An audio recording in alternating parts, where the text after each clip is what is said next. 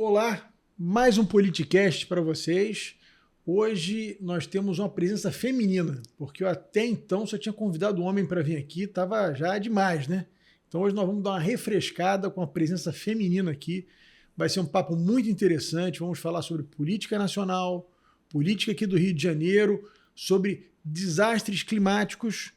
Eu estou aqui com a ex-secretária de Meio Ambiente, minha amiga vereadora Tainá de Paula. Tainá, Maravilha. muito obrigado por você vir aqui hoje. Imagina, é um prazer. Obrigada pelo convite. Eu fico Olá. feliz de a gente poder bater esse papo, vai ter assunto pra caramba. Vamos ver se dá tempo da gente falar tudo, né? Sim, como programado. Tainá, dá um panorama, eu queria ouvir de você que é uma política carioca, mais antenada, enfim, é uma nova cara do PT, Obrigada. vereador de primeiro mandato, mas já conseguiu mostrar o que veio, né? Secretário de Meio Ambiente. Eu vi você plantando muda com drone, umas coisas modernas. Enfim, eu queria ouvir de você um pouquinho. O que você acha que esse terceiro governo do Lula, o que você acha de mais assertivo e o que você acha que falta dar uma ajustada já passado esse primeiro ano de governo? Claro. Bem, primeiro reforçar aqui o agradecimento público ao convite, é uma honra estar aqui, ser lida como um dos quadros de relevância aqui do nosso estado do Rio. E olha, o governo Lula 3, né? Lula 3.0, para além de ser um governo, pelo menos para o nosso campo, nosso partido muito esperado, é um governo de muita responsabilidade. Ele enfrenta uma grande polarização na sociedade. Sim. Efetivamente, metade da população brasileira não votou, não elegeu o presidente Lula, não se identifica com o presidente Lula ou com o PT, mas a responsabilidade é com a sociedade, com a democracia brasileira. Então, num Congresso polarizado, numa sociedade tensionada ainda pela polarização, como é que você consegue equilibrar o maior espectro possível de pessoas, de sociedade, com um governo moderado? Então, a gente tem, ao mesmo tempo, que carregar a tinta progressista, a tinta que nos trouxe até aqui, a preocupação com os mais vulneráveis, que eu acho que é algo presente no governo, vou falar um pouco sobre isso, mas, ao mesmo tempo, tentar construir acenos de avanço que não fragilizem os campos mais conservadores, a sociedade que ainda se sente presa a um pensamento mais conservador. E quais foram os caminhos, acho que acertados aí, do presidente Lula? Primeiro, a composição da Frente Ampla. Nós temos aí a federação, PCdoB, PV e, obviamente, a chapa, né, PT e PSB, compondo esse cenário nacional. O PDT também presente, inclusive, representado por um ministro, o ministro Lupe. E a gente amplia para setores como União Brasil, Avante, o próprio Republicanos, que a gente vive uma situação de amor e ódio em alguns estados, mas a gente tem uma boa relação nacional, inclusive com o Ministério, né, de largada o Ministério, a ministra Daniela do Vaguinho. Nós temos o MDB compondo os principais lugares específicos com players importantes aí no cenário nacional. Então, a composição da Frente Ampla é um acerto, é aquela foto da cena da rampa representando a sociedade civil, mas também o espectro da grande política, da política nacional. E, para além disso, do ponto de vista econômico, se a gente for parar para pensar que a nossa incidência na reforma tributária, a discussão do déficit zero do ministro Haddad, são pautas que não são sequer tocadas, encampadas pelo nosso partido, pelo campo da esquerda de modo geral. Inclusive, o ministro Haddad vem recebendo muitas críticas do nosso campo por ter uma fala austera em relação ao gasto, a necessidade de pensar uma relação de equilíbrio, alguns diriam até de arroxo sobre o grande investimento público, e é algo que é a tinta, né, dos governos petistas, extremamente desenvolvimentista, extremamente aberto, suscetível a usar as contas públicas para o investimento, principalmente para os mais pobres e mais vulneráveis, e a gente, nesse Lula 3, a gente pondera, media isso com um debate sobre equilíbrio das contas, obviamente a responsabilidade fiscal, são fatos que incorporamos no nosso programa para justamente conseguir aumentar o espectro de setores da economia e, claro, da sociedade que a gente consegue dialogar. E acho que isso foi muito acertado. Ao mesmo tempo que a gente ter retorno dos mais médicos, farmácia popular, que é algo de impacto muito rápido, principalmente nos mais vulneráveis, mais pobres, um sucateamento do SUS muito grande que nós temos aí, passamos um primeiro ano tentando reverter e entramos aqui no Rio, né? Os hospitais principalmente federais. Aqui no Rio, quero falar sobre isso, a intervenção da ministra Anísia dando um retorno importante, significativo, como o governo preocupado com a situação dramática dos hospitais federais e, claro, da saúde como um todo. A gente pensar o desenrola e o refinanciamento do FIES. Eu acho que essa massa endividada, o repertório que a gente usou nos palanques do Lula, na pré-campanha e durante a campanha, olha, nós precisamos falar dos endividados do Brasil e desenrola com outras iniciativas, principalmente entre os mais jovens e a sociedade economicamente ativa, foi um acerto. O que a gente precisa ajustar? E acho que a crise climática do Rio Grande do Sul é talvez um grande alerta. Eu acredito que o presidente Lula se posicionou muito bem. A gente estava com saudade do presidente Lula menos palaciano e mais atuante, mais governante, diretamente com a população. Então, aquela cena, não só de Janja, mas do próprio presidente acolhendo as pessoas pessoalmente, foi muito importante. Mas a liberação de receita para atuação direta, para o investimento, quase 30 milhões de reais na primeira semana e bilhões de reais sendo discutidos nacionalmente para a intervenção no Rio Grande do Sul, é talvez algo que falte linkado à agenda do clima e à agenda, claro, da adaptação das cidades. Nós vamos precisar fazer isso não só no Rio Grande do Sul, mas em outros estados, em outros municípios, e a gente está no município do Rio, que é dos municípios que tradicionalmente é muito impactado Sim. pela crise climática. Apesar do prefeito ser muito atuante nessa pauta, nós temos muito que avançar e a gente precisa de recurso federal. Eduardo Paes e os outros gestores que já passaram nessa pasta são muito taxativos de que nós precisamos de recurso para enfrentar esse drama. Então, colocando numa balança, pensando o equilíbrio da nossa taxa de inflação, né? Estamos aqui entre 4,5% e 5%. O equilíbrio da nossa taxa de desemprego. A gente pega uma taxa de desemprego que quase bate os 20%. Chegamos a 18% em 2021.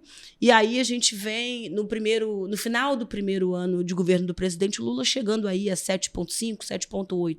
Isso, sem dúvida alguma, em tão pouco tempo, né? Pensando um ano e meio de governo, é algo muito substantivo e importante da gente posicionar. Uma nota final, né, de 0 a 10, eu daria aí 8,2 para o nosso governo. 8,2 é nota de carnavalesco. Nota de carnavalesco. Mas, Tainá, eu tenho duas questões. Eu queria fazer duas perguntas a você sobre essa questão, a gente ainda na questão do governo federal. Você não acha que em alguns momentos, eu como vejo, o Lula é um político muito habilidoso, e eu imaginei que o Lula eleito fosse fazer um gesto maior de aproximação desse campo que não esteve com ele, né? Esteve ao lado do Bolsonaro, né? Porque a gente costuma também a ser muito simplório quando a gente diz assim, quem estava do outro lado eram os bolsonaristas. Não, fascistas, né? Você tem um núcleo ali mais Bolsonaro, realmente tem uma gama de pessoas que votaram no Bolsonaro, muito mais por conta de algum desânimo, alguma falta de empatia com o PT do que propriamente porque acho que o Bolsonaro é um governante maravilhoso, coisa do gênero.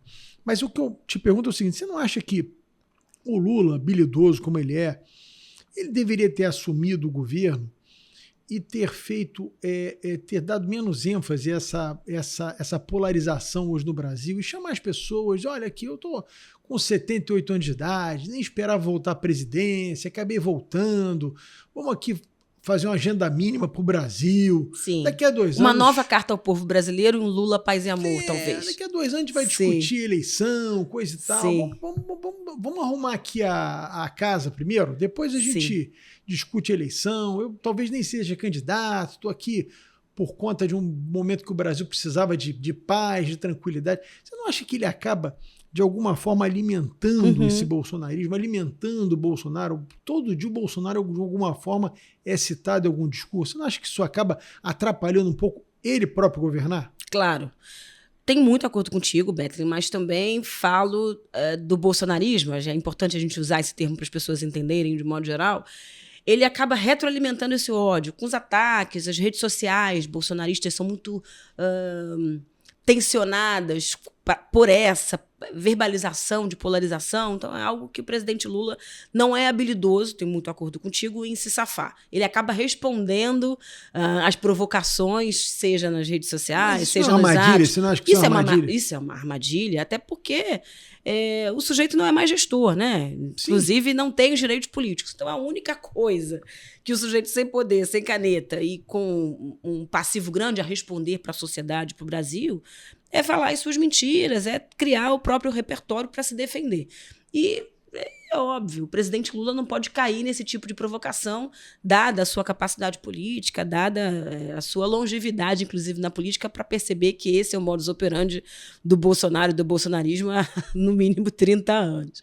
O que eu acho que seria interessante, pensando as eleições municipais como virada de chave desse processo, é a gente ampliar o conselho político do presidente Lula. Eu acho que o conselhão ele é muito interessante porque reoxigena a sociedade civil, o debate público, os próprios conselhos, né, em todos os âmbitos, os federais, Sim. os estaduais e os municipais. Eu vejo uma animação sobre as conferências, seja ela do meio ambiente, da saúde, das cidades, enfim. As pessoas querendo participar de alguma forma, ajudar o governo, mas eu sinto falta de uma ampliação do debate político nesse centro de governo. Se tivéssemos, talvez, alguns conselheiros fora do nosso espectro político, um grande quadro de reflexão do MDB, um grande quadro de reflexão do PP ou do Republicanos, enfim, que ampliasse, inclusive, o nosso diálogo com a sociedade, porque, às vezes, a polarização ela é muito contaminada pela falta de diálogo. As pessoas não se conversam, não se encontram, não ponderam fisicamente sobre seus pontos sobre o Brasil, sobre a sua visão de Brasil, e a gente acaba não tendo uma síntese comum, que é o que dá a democracia, né? Que dá o caldo e esse retrato do Brasil grande que a gente já conseguiu atingir, acho que na Constituinte, talvez. O maior espectro político possível de pessoas dos mais diferentes campos e setores da sociedade dialogando a partir de uma Carta Magna e de um grande pacto. Eu acho que o Pacto Nacional Civilizatório, talvez só o Lula seja uma liderança capaz e viva para dar conta disso. Nós estamos saudosos de Tancredos, de Dornelles, de figuras com esse tamanho, né? Faltam quadros da democracia. Acho que talvez Lula esteja desgostoso também dessa baixa qualidade da política. Se a gente pegar Senado Federal, Congresso de modo geral, Câmara de Deputados, ontem ou anteontem, vi a farra da Marcha dos Prefeitos. Né? E a maioria do Congresso, eu acho que você tocou num ponto importante, eu acho que a maioria do Congresso, eu acho que até em face dessa legislação nossa eleitoral, que privilegia muito você ter que eleger deputados federais para o partido para ter fundo eleitoral, ter tempo de TV. Tempo de TV, da máquina partidária funcionar. Eu acho que o Congresso está se tornando muito paroquiano, né? Muito. As pessoas, cada um...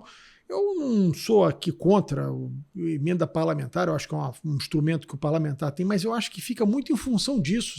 Os grandes temas nacionais ficam um pouco... subalternizados, engavetados. Né? E eu vou jogar uma lente para isso, porque, claro, ninguém aqui é contra a emenda parlamentar, mas a forma, o volume de recurso, o volume orçamentário que hoje o fundo parlamentar opera, sinceramente, a gente transformou a nossa democracia representativa aqui, o nosso presidencialismo, num parlamentarismo que a gente não combinou. Municípios pequenos, municípios médios, precisam ir ao palácio, não precisam dialogar com o presidente para ter o arroz com feijão ali da sua política municipal garantida. Estou falando de um município de 5 mil habitantes, 10 mil habitantes.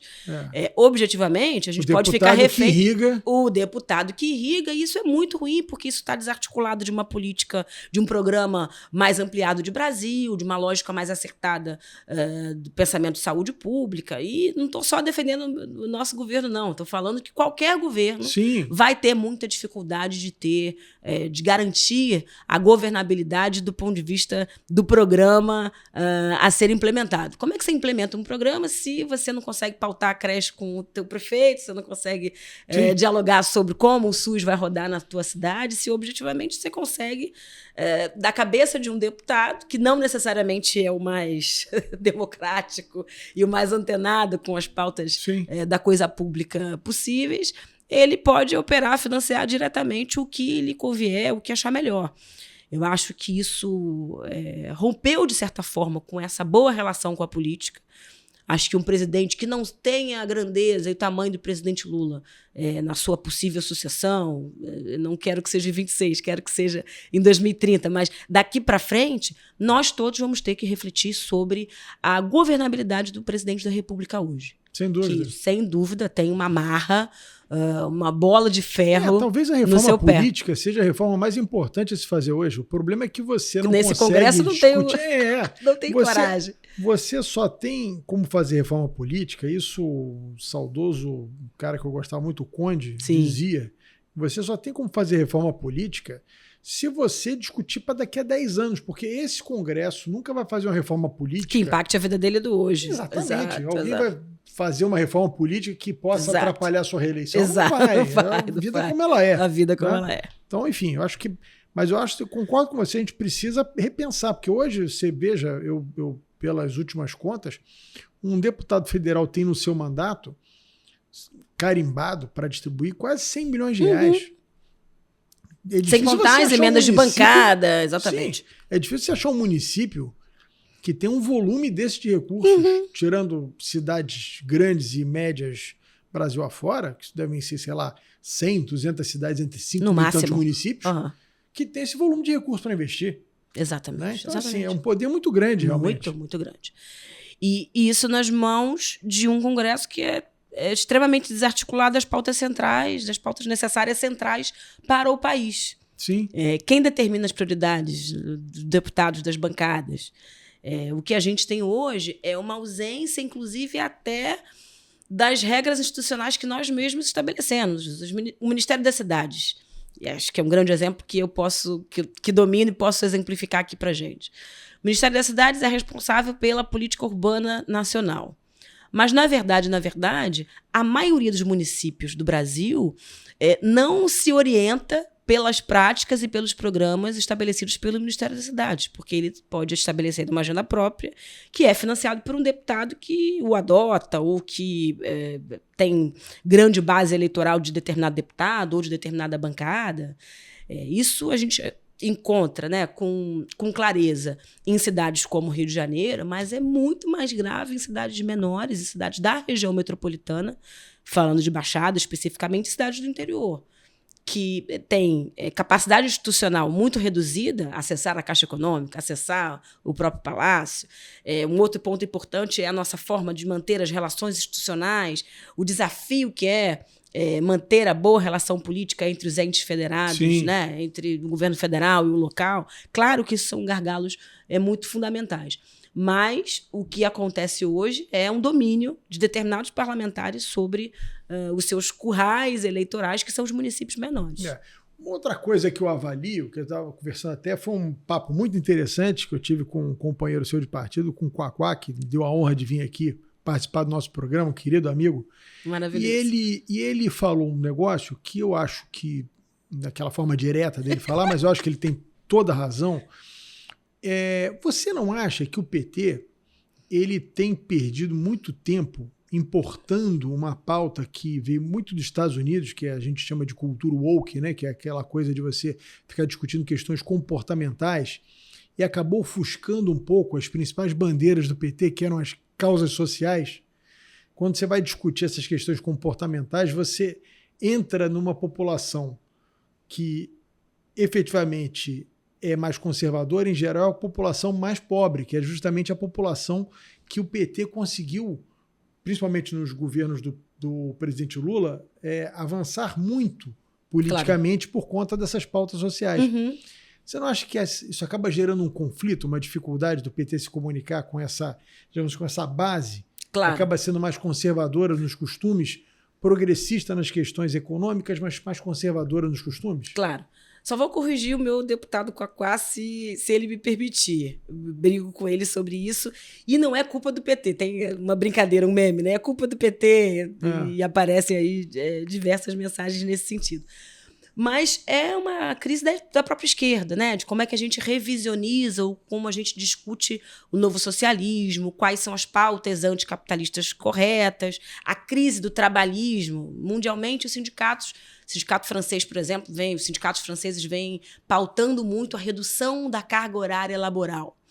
O Brasil sequer conseguiu emplacar a discussão da nossa última reforma trabalhista e como o perfil do trabalhador mudou. Sim. Nós temos uma origem no chão de fábrica, no conjunto sindical organizado a partir da clássica organização do trabalho. Essa clássica organização do trabalho, Beto, pouco, né? se perdeu, não, se implodiu. A gente está falando do teletrabalho, nós estamos falando do não trabalho, a gente está falando da prestação de serviço do mundo moderno, da indústria 4.0. Diversos empregos foram extintos. Estamos falando hoje das pessoas que acabam, por conta desses aplicativos, delas fazerem sua própria carga horária. Exatamente. Né? E aí a gente pode dizer própria carga horária, mas também a sua hiperexploração, né? Porque às vezes o sujeito trabalha no Uber, à noite ele trabalha para o iFood, por favor, não me processem, empresas. Mas ele vai precarizando a sua qualidade de vida em detrimento de produzir e receber por essa produção. Sim. E a gente não vem refletindo isso. Se isso é bom, se isso é ruim, qual o impacto na vida das pessoas, na saúde mental das pessoas. Como a nova indústria do alimento, por exemplo, faz com que a gente coma mais rápido, mas também se alimente pior, né? Sim. Aqui, as grandes indústrias de comida processada, as grandes empresas que trabalham no sentido de, sim, empregam em larga escala, mas precarizam em larga escala, seja no consumindo, seja no prestador de serviço que ela gera, no posto de trabalho que ela oferece. A gente não reflete sobre isso e a gente não compreende que a forma, inclusive, de organizar as pessoas pode ser a partir de outras formas. E talvez esse movimento que a gente não tenha conseguido fazer com clareza. A pauta das existências, né? Seja a pauta racial, a pauta dos LGBTs, a pauta das mulheres, na verdade, as pautas existenciais. A pessoa não consegue mais se organizar socialmente, seja nas suas referências do chão de fábrica, do que era nos anos 70 e 80, seja no que era na sua universidade, porque efetivamente a maioria da população mais pobre sequer consegue se manter na universidade, que é um outro debate que a gente não tem feito com aqui no Rio profundidade. Nós temos um problema seríssimo de ensino médio. De desescolarização. Nossa juventude é seríssimo. Nossa juventude de favela não termina o ensino médio. Então, se até um tempo atrás a esquerda estava fazendo cursinhos pré-vestibulares, inclusive temos parlamentares dessa pauta, Tarcísio Mota, Marcelo Freixo, hoje as pessoas estão se preparando para o curso do exame de qualificação do ensino médio para jovens e adultos. Sim. Essa que é a realidade. Então, se a gente não começa a perceber que as pautas existenciais não são mais importantes ou menos importantes que as pautas estruturantes, e a gente não se dedica a pautas estruturantes, como, por exemplo, a França está fazendo. A França, há anos, com o governo de centro-direita, está discutindo a sua reforma trabalhista. Está discutindo o novo pacto com as grandes empresas, por exemplo, o Uber, a taxação do Uber, a taxação de grandes empresas desse novo trabalho, o telemarketing. A gente acabou de sair de uma reforma espanhola da siesta, do tempo, da diminuição da carga laboral de todos os espanhóis. Olha, não vamos mais trabalhar essa história de 8 horas, não tem emprego para todo mundo. Se a gente trabalhar meio período, se a gente trabalhar 6 horas e vender o nosso tempo livre, caso o nosso empregador queira me pagar, ok, mas caso ele não queira me pagar, eu vou trabalhar essas 4 horas, essas 6 horas e acabou. São reflexões do mundo moderno do trabalho que a gente precisa fazer.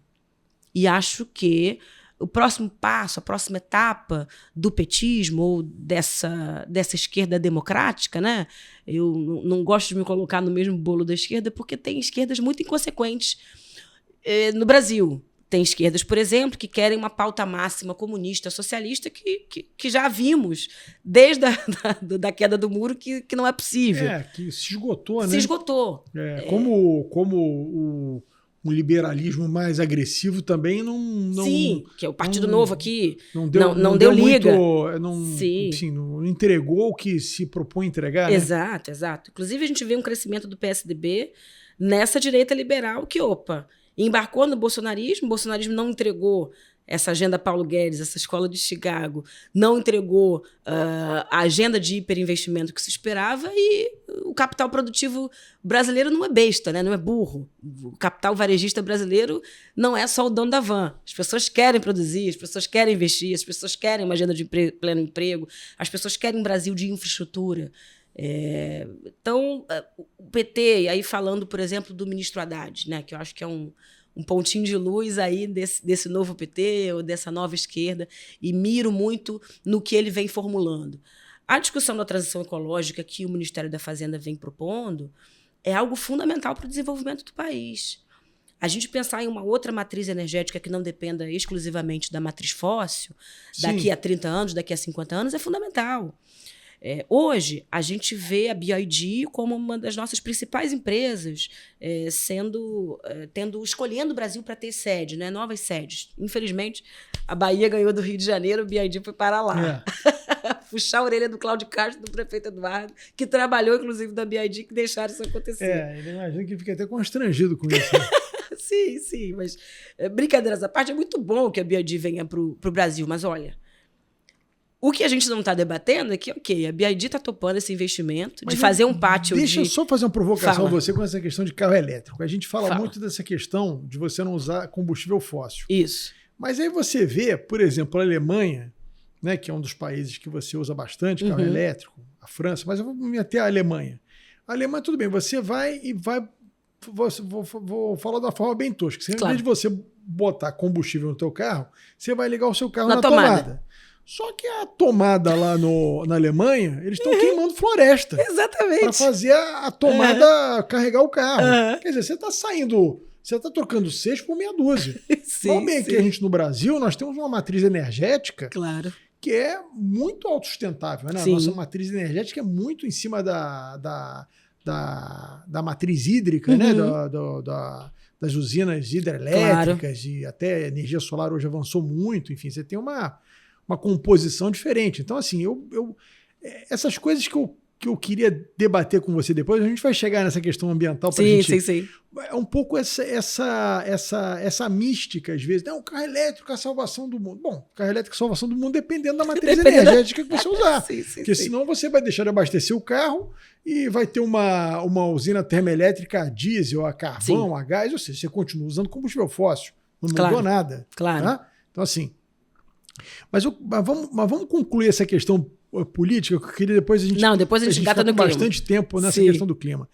Aqui no Estado, a gente já também tem um ano de governo Cláudio Castro, ele foi reeleito, né? Ele foi naquela período, foi um tempo um governador provisório, ele era o vice, né? Quando afastaram o Witzel.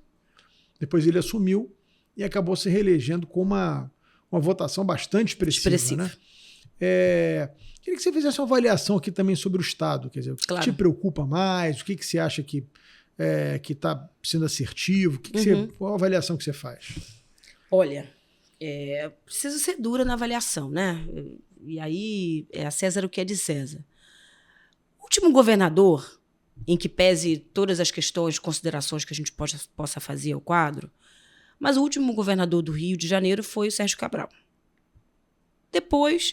a coisa pública, a forma como os próximos passos, né, os gestores que sucederam Sérgio foram se esvaziando, inclusive arruinando o próprio cargo.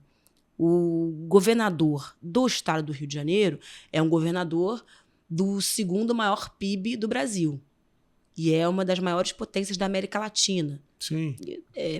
A gente ter essa importância política do Estado do Rio, né? Existe uma importância política. Existiu, durante muitos anos, uma importância política muito grande, inclusive do ponto de vista econômico, nacionalmente, e colocando no desenho das Américas. E, inacreditavelmente, o caráter político da figura que está nesse cargo foi se arruinando a partir dessa cisão, seja... do ponto de vista simbólico, subjetivo, da crença, né, do tecido social acreditar no governador. Sérgio Cabral foi um sujeito muito popular, que, a partir de toda a revelação, ter sido um réu confesso, fez, e muito popular, no auge da sua carreira política, fez com que as pessoas se desacreditassem muito desta figura do governador do estado do Rio de Janeiro. E, para além disso, uma incompetência generalizada, não só a partir de todos os quadros que sucederam, mas uma dificuldade muito grande de articulação com o ente federal, a falta, inclusive, de entrada. E aí, independente se a gente está falando de Lula, de Dilma, ou de Temer ou de Bolsonaro, o fato é que o Rio de Janeiro foi deixando de ser player e protagonista nas concertações nacionais. E aí eu não estou nem fazendo uma revisão desde o brizolismo, a gente podia entrar nessa revisão com propriedade aqui. Mas nesta janela de tempo de Cabral até aqui, aí pegando o Cláudio como a nossa última referência, o Rio vive uma grande crise em todos os âmbitos, seja ela do ponto de vista do equilíbrio fiscal, seja ela do ponto de vista de capacidade de entrega administrativa, seja ela do ponto de vista político e simbólico. O Rio de Janeiro está largado às traças, essa sensação que as pessoas têm. E dou alguns elementos que levam algumas prefeituras da Baixada Fluminense e a própria prefeitura da capital ganharem uma relevância ainda maior nesse processo de arruinamento do Estado. Rogério Lisboa, inclusive entregando uma boa gestão, uma gestão razoável lá em Nova Iguaçu, Washington Reis, com todas as reservas aí que eu tenho, a forma de gestão do prefeito Washington e da sua... falando do ponto de vista da figura. Acabam sendo de figuras como que reverbera. Exato. E hoje o que a gente tem é um governo do Estado totalmente refém desses outros poderes que se consolidam de forma muito robusta no estado do Rio de Janeiro e que, inclusive, tem o seu próprio quinhão. O governo do Estado hoje é totalmente retalhado por forças políticas que não necessariamente têm interesses em comum e muito menos interesses em reconstruir, reposicionar o Estado do Rio de Janeiro. E aí isso se vê, acho que a sucessão das polícias, né, seja da Polícia Militar quanto da Polícia Civil, mostram isso. Faço votos que a gente consiga finalmente ter um cenário de melhora dessa boa governança das nossas polícias do nosso Estado. Sim. Mas o problema não é só no campo da segurança pública. O problema está na relação do governador com o vice, está na ausência de um time de governo que tenha uma clareza do rumo do Estado do Rio de Janeiro. Não existe governança metropolitana no Estado do Rio de Janeiro. Eu acho que assim como em Brasília, aqui no Rio se reproduz uma questão que é assim digamos assim, em Brasília se dá com os recursos, né, por conta até de uma legislação constitucional, sim, dos deputados terem um orçamento impositivo muito sim, alto. Sim. Mas aqui no Rio se dá de uma outra forma, mas é um pouco parecido, que é a ingerência da Assembleia no governo do Estado. Né? Exato. Quer dizer, essa coisa é uma força muito grande do Legislativo, né, exato, impondo a agenda exato, do Executivo. Do Executivo. E isso, é claro, entre os dois presidentes que nós tivemos, né? A gente está tendo uma balança de comparação entre o André Ciliano, em que pese foi um sujeito reeleito e muito considerado aí na sua atuação, independente de ser do PT, tá, gente? Ele foi um bom presidente. Isso é algo que a política... Ele sofria muitas críticas de companheiros de partido dele por conta... Pela conciliação. Por conta dele se dar bem com pessoas da direita, enfim, de outros partidos. Até, né? Assim. Conseguia consertar muito bem a Alerj. Mas na mudança para Rodrigo Bacelar, o que a gente vê é um aumento do poder desse presidente, que inclusive é maior do que o próprio Palácio do Governo, em diversas matérias, em diversos momentos, e esse peso da barganha que a Alerj estabelece com o governador. E o tamanho político de decisão do governador vem diminuindo de forma alarmante, em consideração, em relação ao que a gente viu, né, logo depois do resultado eleitoral. Um sujeito que ganha com uma larga maioria. E aí eu não quero nem levar em consideração só o poder econômico que Cláudio Castro teve no período eleitoral de 22. A gente viu a CEPERJ, posso aí ter minhas questões com os votos no TRE, sim, mas... contra fatos não há argumentos. O Malben teve 58% dos votos, né? Dá uma musculatura, dá um peso política, claro, muito forte. Ele podia ter feito absolutamente qualquer outro caminho que não o ostracismo que escolheu, né? E, obviamente, esse fatiamento do governo, não só o fatiamento do governo, que isso é natural de qualquer governo, se equilibra com as forças que o posicionaram, mas ficar refém das forças e não apresentar uma agenda positiva, soberana aos interesses ali paroquianos é de fato muito ruim. Mas isso não se deve só ao poder econômico, isso não se deve só ao poder que ele conseguiu consertar ali no período eleitoral. A esquerda errou. A esquerda errou, a gente conduziu mal a campanha do deputado Marcelo Freixo. Fizemos um giro, né, de imagem do candidato ao governador Marcelo mal calculado. Eu achei a campanha do Freixo muito equivocada. Muito equivocada em diversos aspectos. Aquela coisa de o Freixo dizer que de uma hora para outra que era contra as drogas, que fez reflexão. E na igreja. Não coisa, dá para confundir a cabeça do eleitorado. É uma coisa assim, fake. Você Isso, fica ruim para... Não encaixou. E mesmo com todos os nossos equívocos ali, né? Talvez pela imaturidade de compreender o que Cláudio Castro estava apresentando e operando no subterrâneo da política e com seu poder econômico. Cláudio fez uma campanha muito acertada. Ele falou da sua gagueira, ele enfrentou o capacitismo, ele cantou, ele mostrou a figura humana que ele e de fato, pessoalmente, é um sujeito... Ele é um cara assim que eu conheço há muitos anos, eu conheço o Cláudio, pra ter uma ideia, eu fui candidato a vereador em 2000, Sim. E ele, em 2000, me ajudou na minha campanha voluntariamente, eu conheço o Cláudio há muitos anos. E o Cláudio realmente é essa figura. Sim, é um cara, sim. Assim, proximamente é muito... Um cara assim... muito aprazível, muito bacana. Agradável. Muito agradável. Então, e habilidosamente o marqueteiro conseguiu replicar esse Cláudio. Isso é uma das coisas... O problema não é Jesus, o problema foi o fã-clube. Sim. É um pouco isso. E foram muito habilidosos. Mas o Rio de Janeiro não suportará mais, escrevam o que eu estou falando, o Rio de Janeiro não suportará mais um ciclo de tanta negligência. Quem acompanha minimamente a agenda da LERJ percebe que o debate orçamentário já dá sinais de grande dificuldade. O ERJ, né, que talvez seja a primeira porta de entrada para a gente perceber isso, já começa a não pagar as suas bolsas auxílio, que sempre foi um lugar de referência da gestão do governo Cláudio. E isso, na minha opinião, vai se dar como um castelo de cartas. E o servidor, acho que pode ser o primeiro sinal, mas as empresas contratadas, a crise da Supervia, o prefeito Eduardo Paes lançou o BRT, que literalmente disputa e vem atraindo cada vez mais público, porque disputa diretamente com a ineficiência da Supervia. Deveria acabar que é o grande modal do Estado. Exatamente. É muito ruim, no final do dia, a gente ficar a reboque do sistema, né, do modal ônibus, tendo um dos maiores leitos de região metropolitana, que é o leito ferroviário. Sim.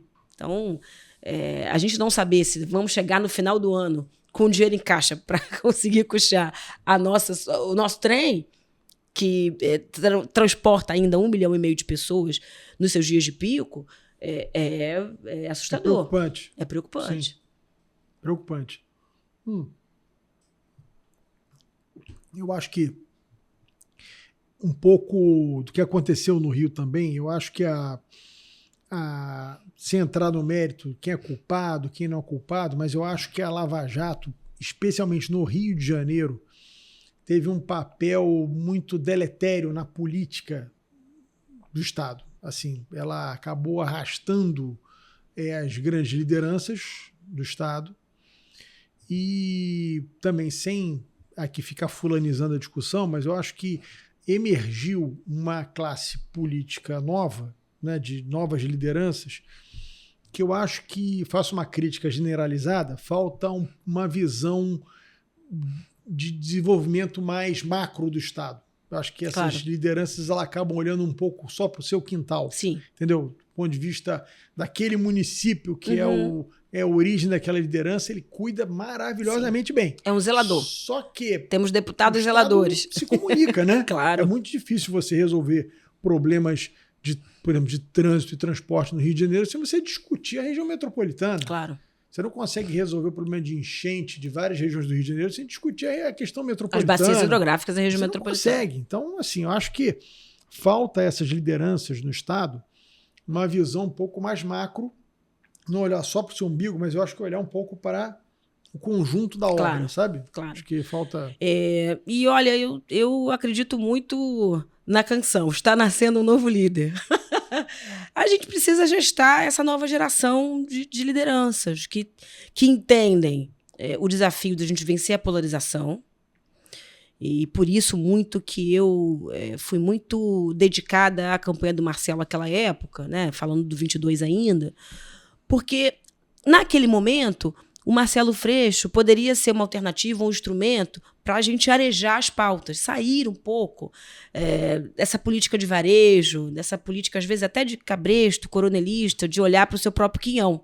Pensar quais setores querem debater de fato os rumos do estado do Rio de Janeiro. Sim. A gente tem tantos ativos, tantos potenciais aqui. É claro que turismo é algo que é a nossa cara, cadeia do varejo é a nossa cara, principalmente falando aqui da capital. Não, ainda tem inteligência do Brasil, mas, a gente usa muito pouco. A nossa produção agropecuarística é impressionante, o nosso potencial de energia eólica, principalmente na região dos lagos, é uma coisa impressionante. A gente pode ser protagonista da transição energética do Brasil, da transição energética nacional. Sim. E a gente não está trabalhando para isso.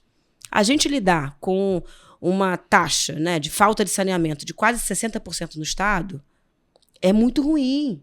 A gente tem gargalos aqui de desenvolvimento. Você estava falando da BYD, né? Estou voltando na coisa do carro elétrico, porque a gente está na etapa anterior.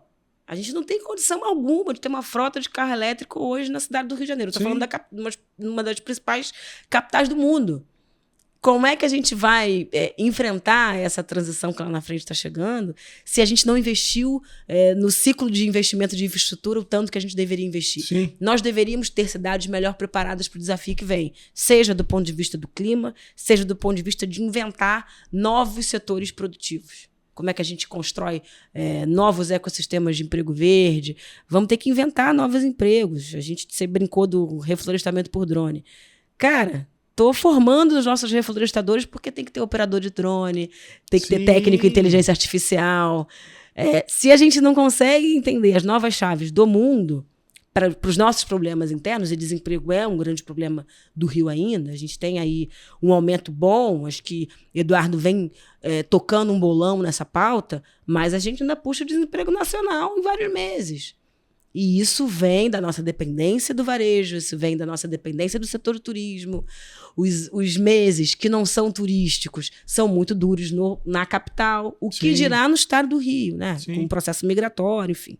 Tem muita coisa para construir. Então, precisamos de novos gestores, não, mas pelo menos gestores repaginados, vamos dizer assim, políticos repaginados. Eu queria falar um pouquinho sobre a política municipal. Você vereadora de primeiro mandato, se destacou, né, virou secretária de meio ambiente. Um município como o Rio de Janeiro é um cargo que tem uma visibilidade muito grande, um cargo muito importante.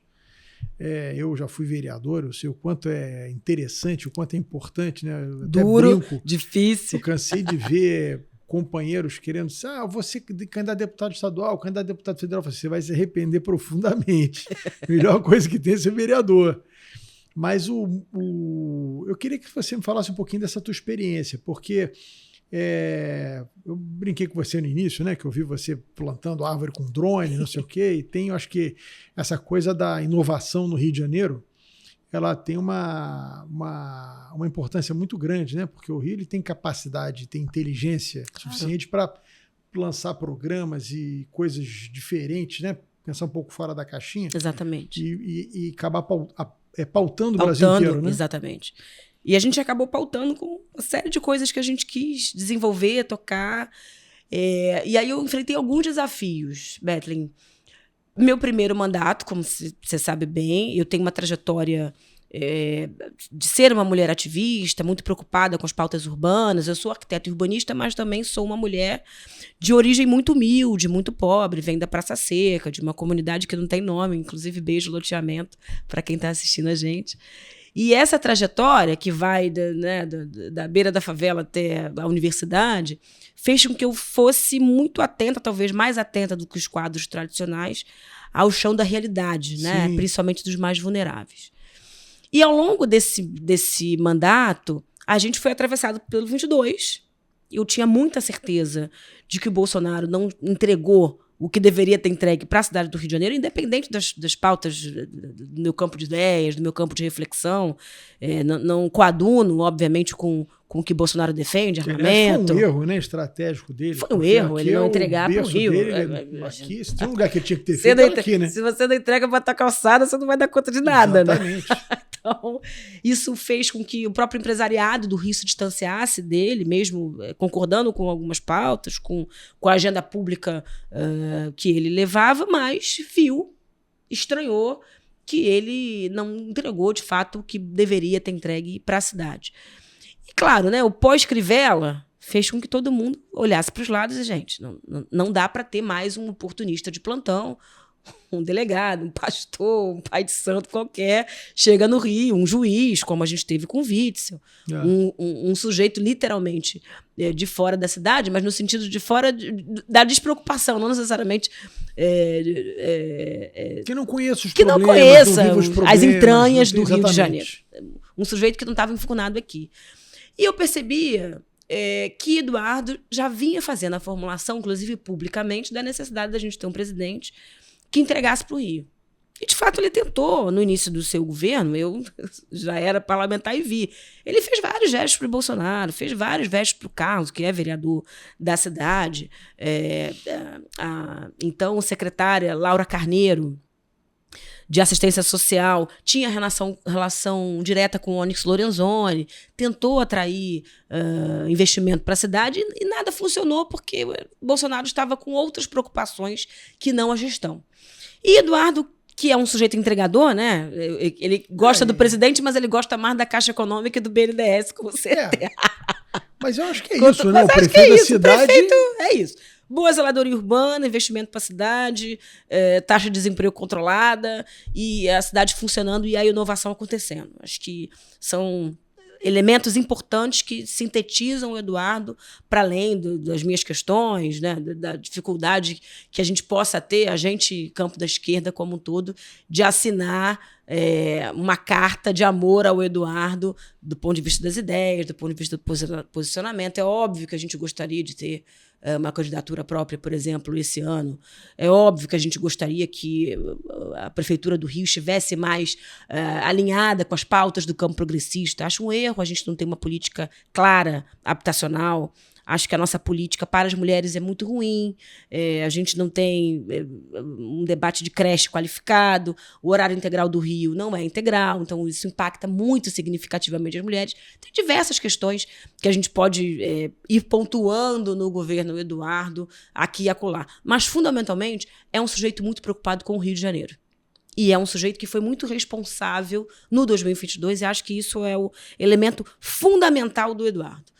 É um sujeito que foi muito preocupado com a agenda pública do Brasil, como o Rio de Janeiro se posicionaria frente a isso, inclusive enfrentando o berço ideológico do presidente. O bolsonarismo é daqui, os pró-armamentistas, os monarquistas, a maioria dos militares, né, que são o colchão de sustentação eleitoral do ex-presidente Bolsonaro, são do Rio de Janeiro. Então, existe uma coragem política muito grande de defender o presidente Lula naquele momento e avalio que o PT está sendo grato, do ponto de vista político, com este movimento que o prefeito Eduardo Paes fez, que não lhe é comum em todos os momentos. Todo mundo sabe o voto do Pedro Paulo, na Dilma, no impeachment, e, obviamente, Eduardo não demoveu o Pedro Paulo dessa tese, era um momento muito importante para nós, era um voto muito importante para nós. Da mesma forma que teve o Alckmin, o Alckmin hoje é vice do Exatamente. Lula. Você tem que fazer... alianças com os inimigos do meu inimigo são meus amigos. Na política, se você ficar olhando no espelho retrovisor, você não chega a lugar nenhum, né? Exatamente. Então,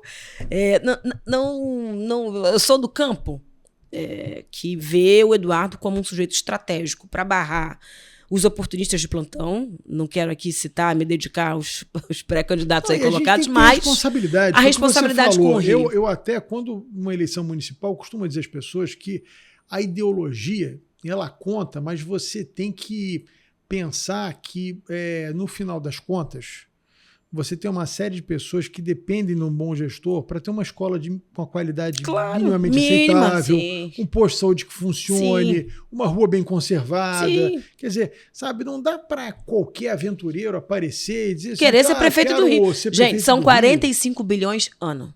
Uma cidade que tem 6,5 milhões de pessoas. Uma cidade que tem a maior...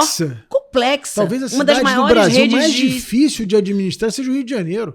A maior rede... entre o mar e a montanha. A maior rede educacional da América Latina é do Rio de Janeiro. Não é São Paulo, é o Rio de Janeiro. Sim. Então, de uma complexidade, um operacional, com empresas e autarquias, logísticas, em todos os setores, seja na conservação, seja na gestão de resíduos sólidos com a Conlurb, é uma cidade muito complexa. Uma cidade onde se enfrenta a milícia a partir do poder municipal.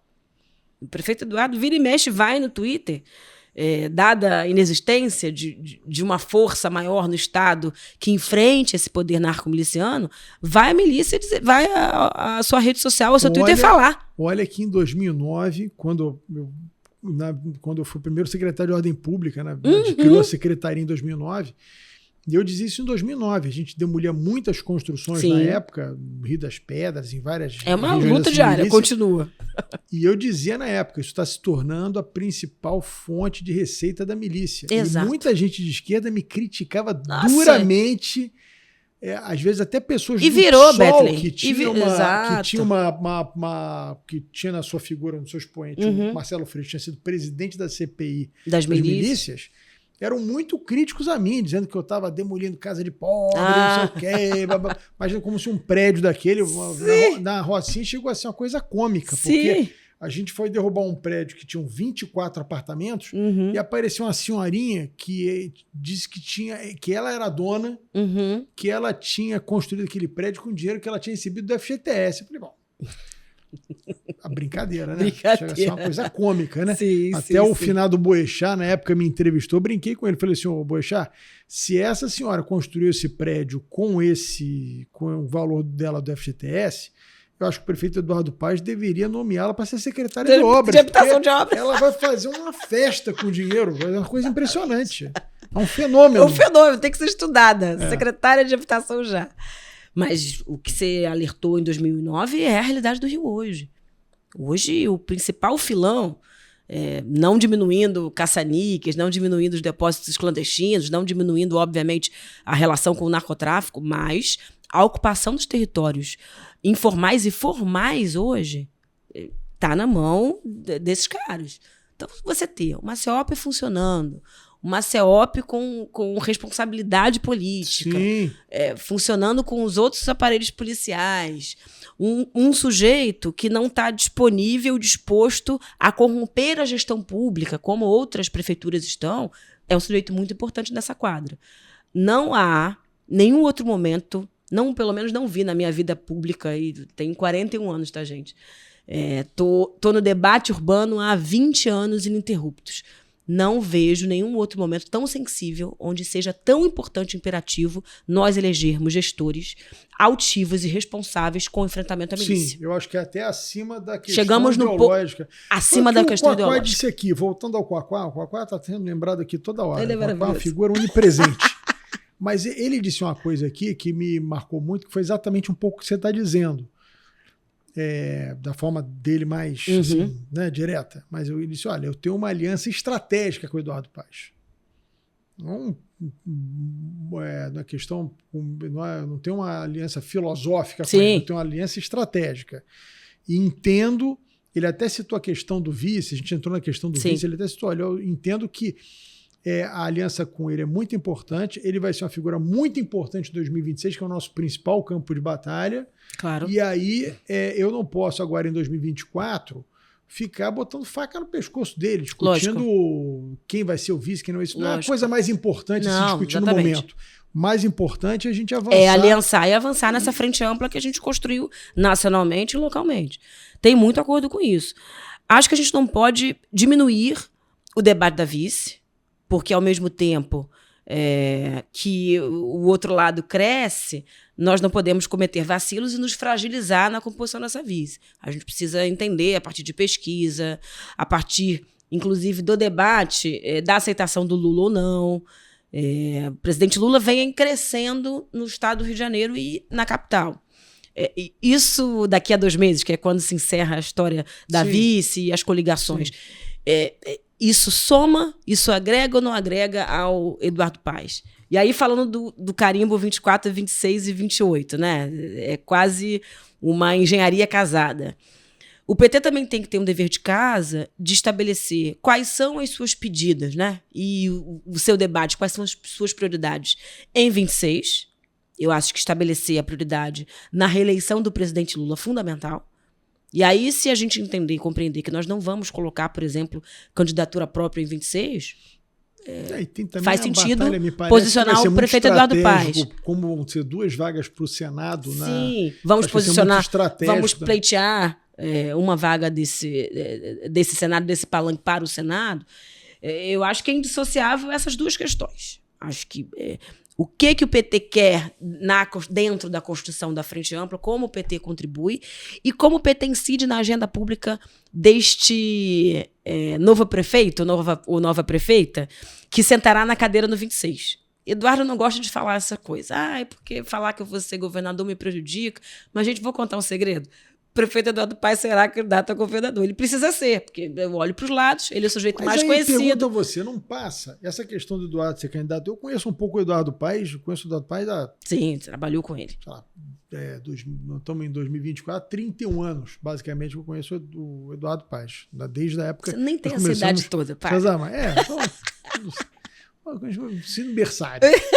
Exatamente. Mas o fato é que você não acha que 2026, quer dizer, o atual prefeito Eduardo Paes ser candidato a governador passa um pouco também, foi o que eu discuti aqui com o Quaquá, ele ter um vice, uma pessoa que ele possa confiar que ele vai deixar a prefeitura sem dar descontinuidade nos projetos dele, porque eu vou até confidenciar uma conversa que eu tive com ele há um tempo atrás, depois de muitos anos se a gente conversar, e ele me confidenciou isso. Disse, olha, a minha preocupação é que eu não posso ser irresponsável de sair da prefeitura e uma coisa é eu perder a eleição para um adversário e o adversário fazer um monte de bobagem. Claro. Outra coisa é eu sair da prefeitura e deixar a prefeitura na mão de uma pessoa que, de repente, não dê continuidade administrativa, né, nos programas que nós nos comprometemos a entregar. Claro. Que aí a população não vai me perdoar com isso. Então, acho que... Você não acha que passa um pouco por isso? Quer dizer, de repente o PT dar esse conforto. Olha, Eduardo, a gente vai precisar possivelmente você em 2026. Então, acho que a nossa prioridade vai ser outra, que é em 2026. E eu acho que você tem que ter um pouco desse conforto em 2024 de ter um vice que você tem uma confiança maior de, eventualmente, sair para 2026. Claro. Eu acho que esse gesto precisa ser feito no 24. Acho que esse vice ou essa vice precisam simbolizar isso. Olha, é um sujeito que eu confio muito. Esse sujeito é da minha extrema confiança. E ele é o mais preparado, a melhor preparada para lidar com a minha saída. Mas, ao mesmo tempo, é muito importante que esse movimento não seja visto como a construção de um grupamento político encerrado em si mesmo. Acho que esse é o desafio que PT e PSD têm. Como a gente acena para a política fluminense de que esse sujeito confia e amplia para setores deste campo democrático, desta frente ampla. Nunca vi um governador ganhar sem a maioria da expressão política ou dos setores da política do Estado. E efetivamente, o prefeito Eduardo só tem, basicamente, um PSD da capital. Quais outros partidos, quais outros setores, ou qual outra imagem complementa ou daria complementação desta política, para essa política ser vitoriosa? Eu acho que a oposição vai bater muito nisso. Como é que esse vice vai se movimentar a partir deste 24, esse vice vai ser vidraça desde o momento que ele estiver nesse papel, ou que ela estiver nesse papel. Ele precisará responder já como prefeito. Talvez seja um movimento que a gente não queira falar desde já, mas isso obviamente vai acontecer. E é fundamental a gente dar, na verdade, um tamanho político capaz de ampliar ao máximo este grupo que se formou, de PDT, PSB, PT e, obviamente, o PSD, para a disputa que virá. No outro movimento, o palanque do presidente Lula precisa ser amplo, no 26. O Quaquá, olha só, eu de novo trazendo ele para a nossa conversa, fez uma discussão duríssima e que foi muito criticada no 22 sobre o palanque duplo. Àquela altura, ele formulava. Eu, inclusive, fui contrária, fui do bonde contrário à formulação dele, mas tenho que admitir que fazia muito sentido. Olha, se a gente quer que o presidente Lula seja vitorioso aqui do estado do Rio de Janeiro, ele precisa estar no palanque vencedor, e o palanque do candidato Marcelo Freixo não será o que mais ampliará o campo político. Tinha a grande maioria dos prefeitos do estado ao redor do Cláudio Castro. Então, na medida em que você permite isso, você pode dar conforto a esses prefeitos e dizer, vou votar no Cláudio, mas eu vou votar no presidente Lula. Exato. Então, se nós temos, né, no 26, um palanque encerrado no PT e no PSD, por exemplo, a gente vai estar correndo o mesmo risco cometido no 22. De ter um palanque estreito de um lado, com o Eduardo, que é um quadro brilhante, mas com pouca margem de ampliação, e um outro palanque cheio de gente, cheio de prefeitos, cheio de deputados, com diversos senadores elegíveis, do outro. Mas ali o bolsonarismo você tem uma composição que fica mais fácil. Por exemplo, você tem 2 vagas de Senado na chapa para você compor. Você tem a vaga do vice para compor. Você tem uma composição um pouco mais folgada do que... Exatamente. O que eu acho, eu só olhando assim de fora, hoje que eu não estou mais inserido diretamente na política, mas olhando assim um pouco mais de fora, a gente acaba vendo um pouco mais da floresta. Claro. Né?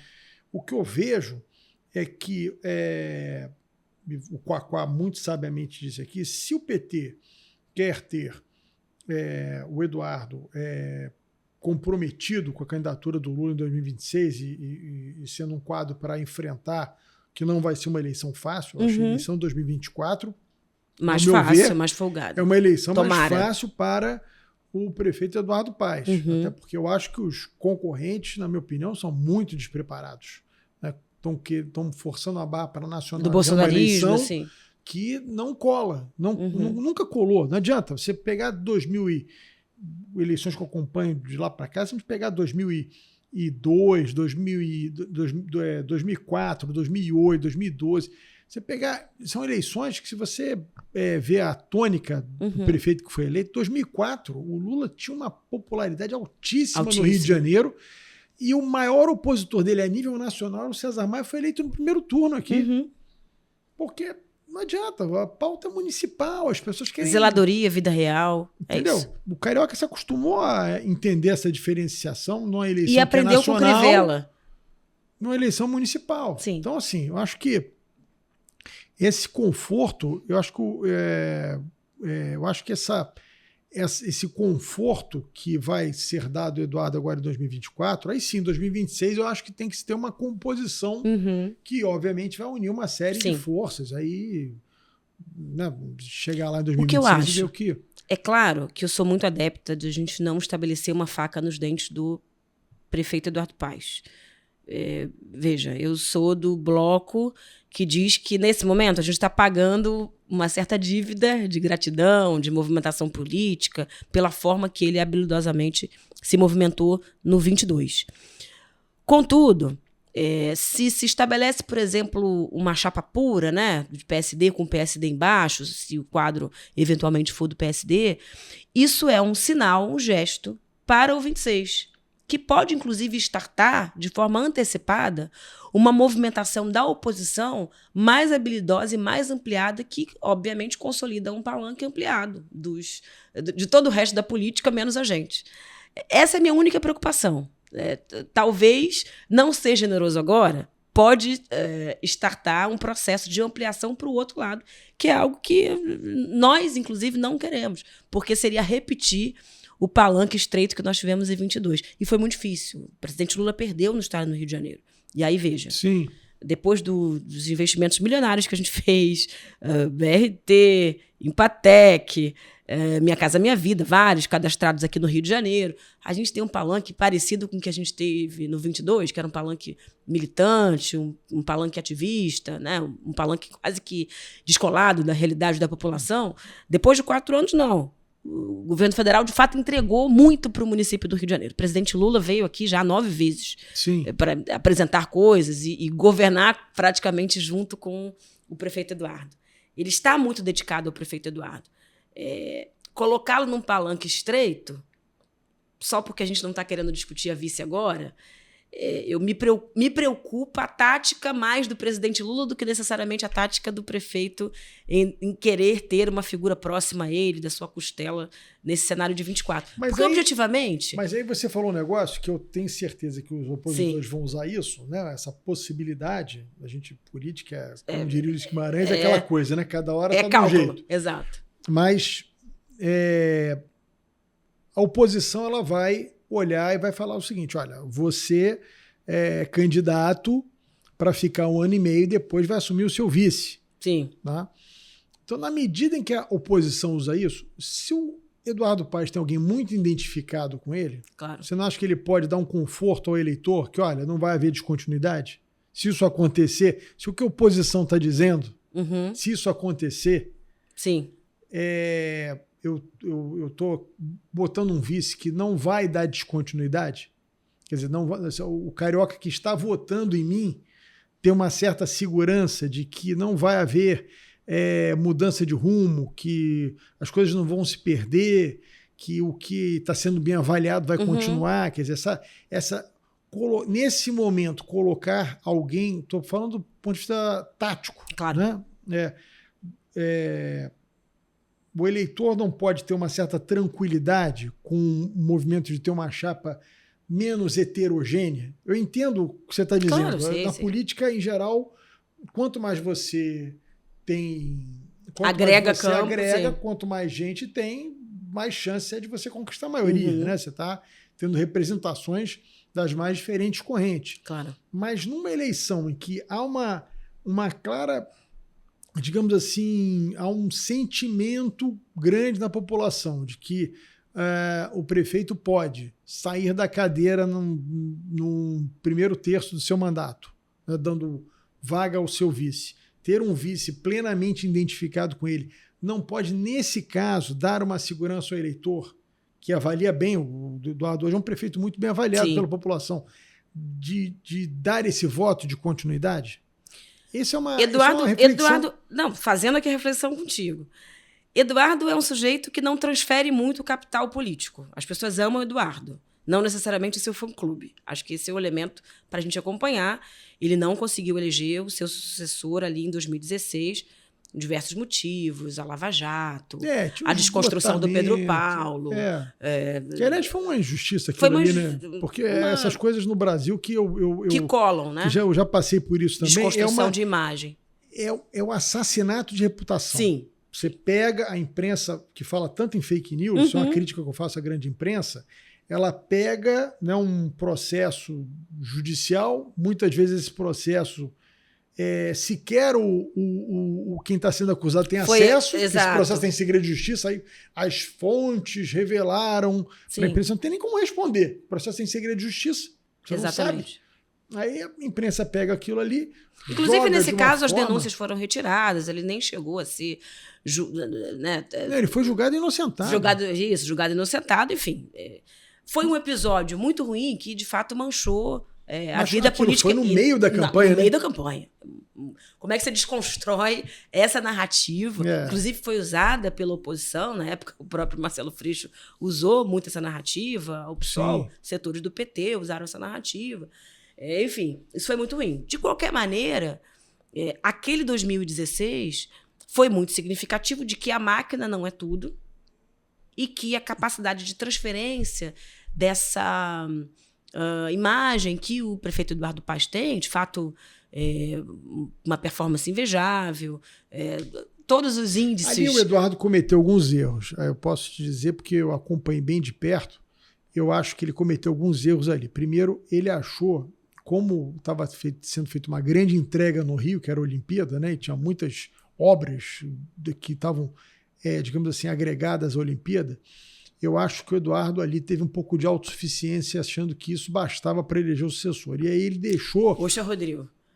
O centro... Ele entregou grandão, né? Não, muita coisa, muita. Mas como aí, é que você ia imaginar? Mas na política ele permitiu que o centro se dividisse. Sim. Por exemplo, ele permitiu... Índio da Costa candidato. O Osório. O Osório foi candidato. Foi secretário dele até pouco tempo. Sim. Né? Eu mesmo naquele momento me afastei dele. Então tinha uma série de componentes... faltando que eu acho naquela que ele eleição. Permitiu aquela divisão, somado a essas denúncias aí, meio de campanha, que você não consegue responder, que o Pedro Paulo fez um esforço danado para responder, mas se você no meio de uma campanha não tem como responder, atropelado, no né, meio de um processo, acabaram levando a derrota do candidato da situação, que na época era o Pedro Paulo. Então, assim, eu acho que foi uma circunstância. E também ali já, eu acho que 2016...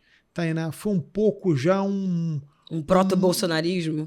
Exatamente. Você vivia ali, mais do que assim, uma sinalização do bolsonarismo. O Bolsonaro percebeu isso muito bem, ele teve esse feeling político, mas esse rompimento com a política tradicional. Você vê que os dois candidatos foram para o segundo turno, eram meio outsiders daquele establishment político. Né? Quer dizer, o Freixo nunca tinha sido nada no governo do estado nem na prefeitura, o Crivella também não, sempre tinha disputado contra o Cabral, contra o Eduardo, enfim, havia sempre... Então os dois que foram no segundo turno eram aqueles que simbolizavam a... política limpa, honesta. Era o anti-establishment político, né, que em 2018 acabou se revelando mais forte com essa eleição do Bolsonaro. Sim, e Freixo na esquerda e na direita, né?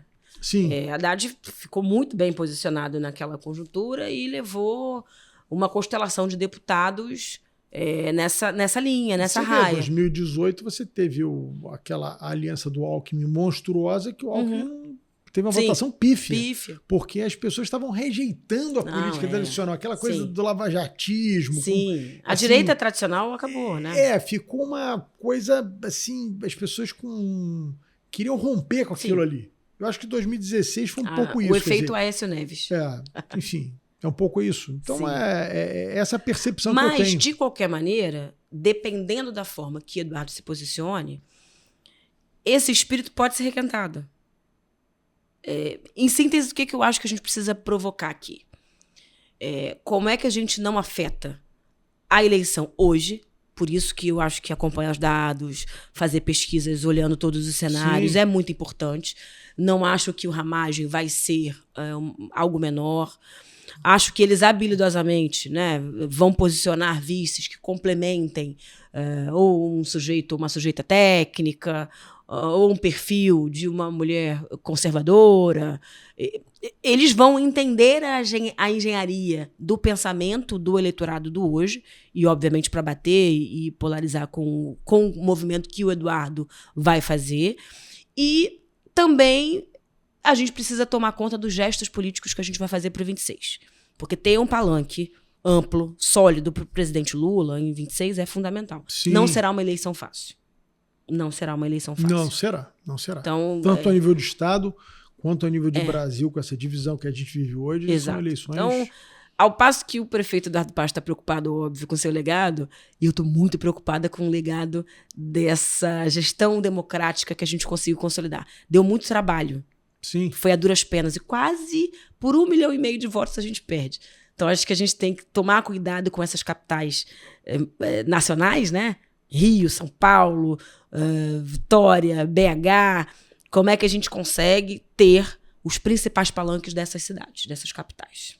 Você tem toda a razão. Mas eu acho que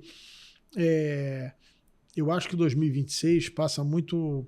Até foi uma coisa que ficou muito marcante nessa conversa que eu tive com o Quaquá, passa muito por esse conforto em 2024 do Eduardo ter uma garantia de continuidade do seu legado para que possa enfrentar essa dificuldade em 2026, porque foi o que você disse. Eu acho que o grande desafio vai ser 2026. Sim.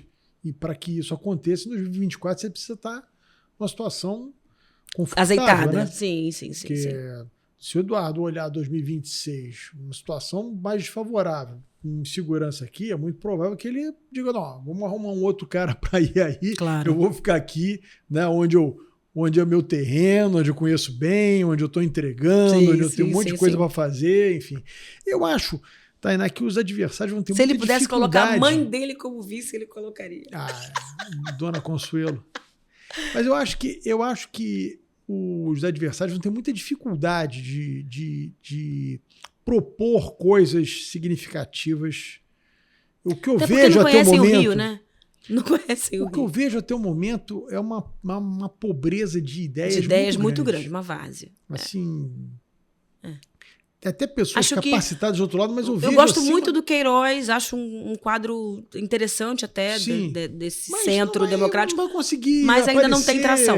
Isso, acho que não tem tração, não tem time, né? Eu acho que ele vai precisa ser engolido acumular ali pelo bolsonarismo. Também acho. Vai ficar muito difícil dele E que se dividiu, tem parte o Rodrigo Amorim, parte o delegado, Ramagem. Não entendi essa estratégia do bolsonarismo de consumir o próprio voto. Também acho esse negócio de achar que dividindo vai facilitar. Dividindo o governo, eu não conheço muito isso, né? Enfim, é estranho isso, né? Seria a mesma coisa que se a gente chegasse agora no campo do Eduardo Paes e disse o seguinte, vamos dividir aqui. Vamos então, lançar agora prefeita. Lança um candidato, outro lança outro, que fica Exatamente. mais fácil a gente combater o inimigo. Né? Quer dizer, exatamente. Uma coisa meio Olha, doida. eu não descartei essa ideia, tá?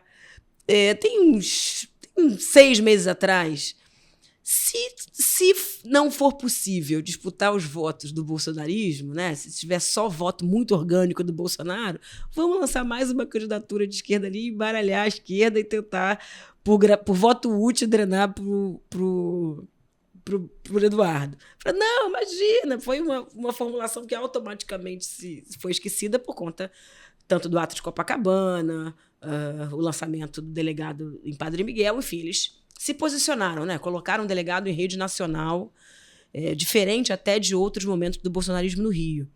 Bolsonaro passa o 2020 e até o próprio 2016 meio longe da política local. Sim, não fez o próprio filho. Foi um equívoco, isso, né? Agora eles estão montando uma tropa. Então, exatamente. Eu acho que a estratégia do bolsonarismo mudou para esse cenário. Você não acha que dentro dessa lógica é um pouco um erro do Tarcísio ser candidato? Assim, de acabar criando você está me colocando em maus lençóis, porque eu sou apaixonada pelo deputado federal Tarcísio Mota, mas eu acho que depois eu vou te contar uma passagem com ele maravilhosa. Ele absurdamente. Primeiro, porque não percebe a necessidade dessa nova esquerda, eu considero ele um grande quadro dessa nova esquerda brasileira.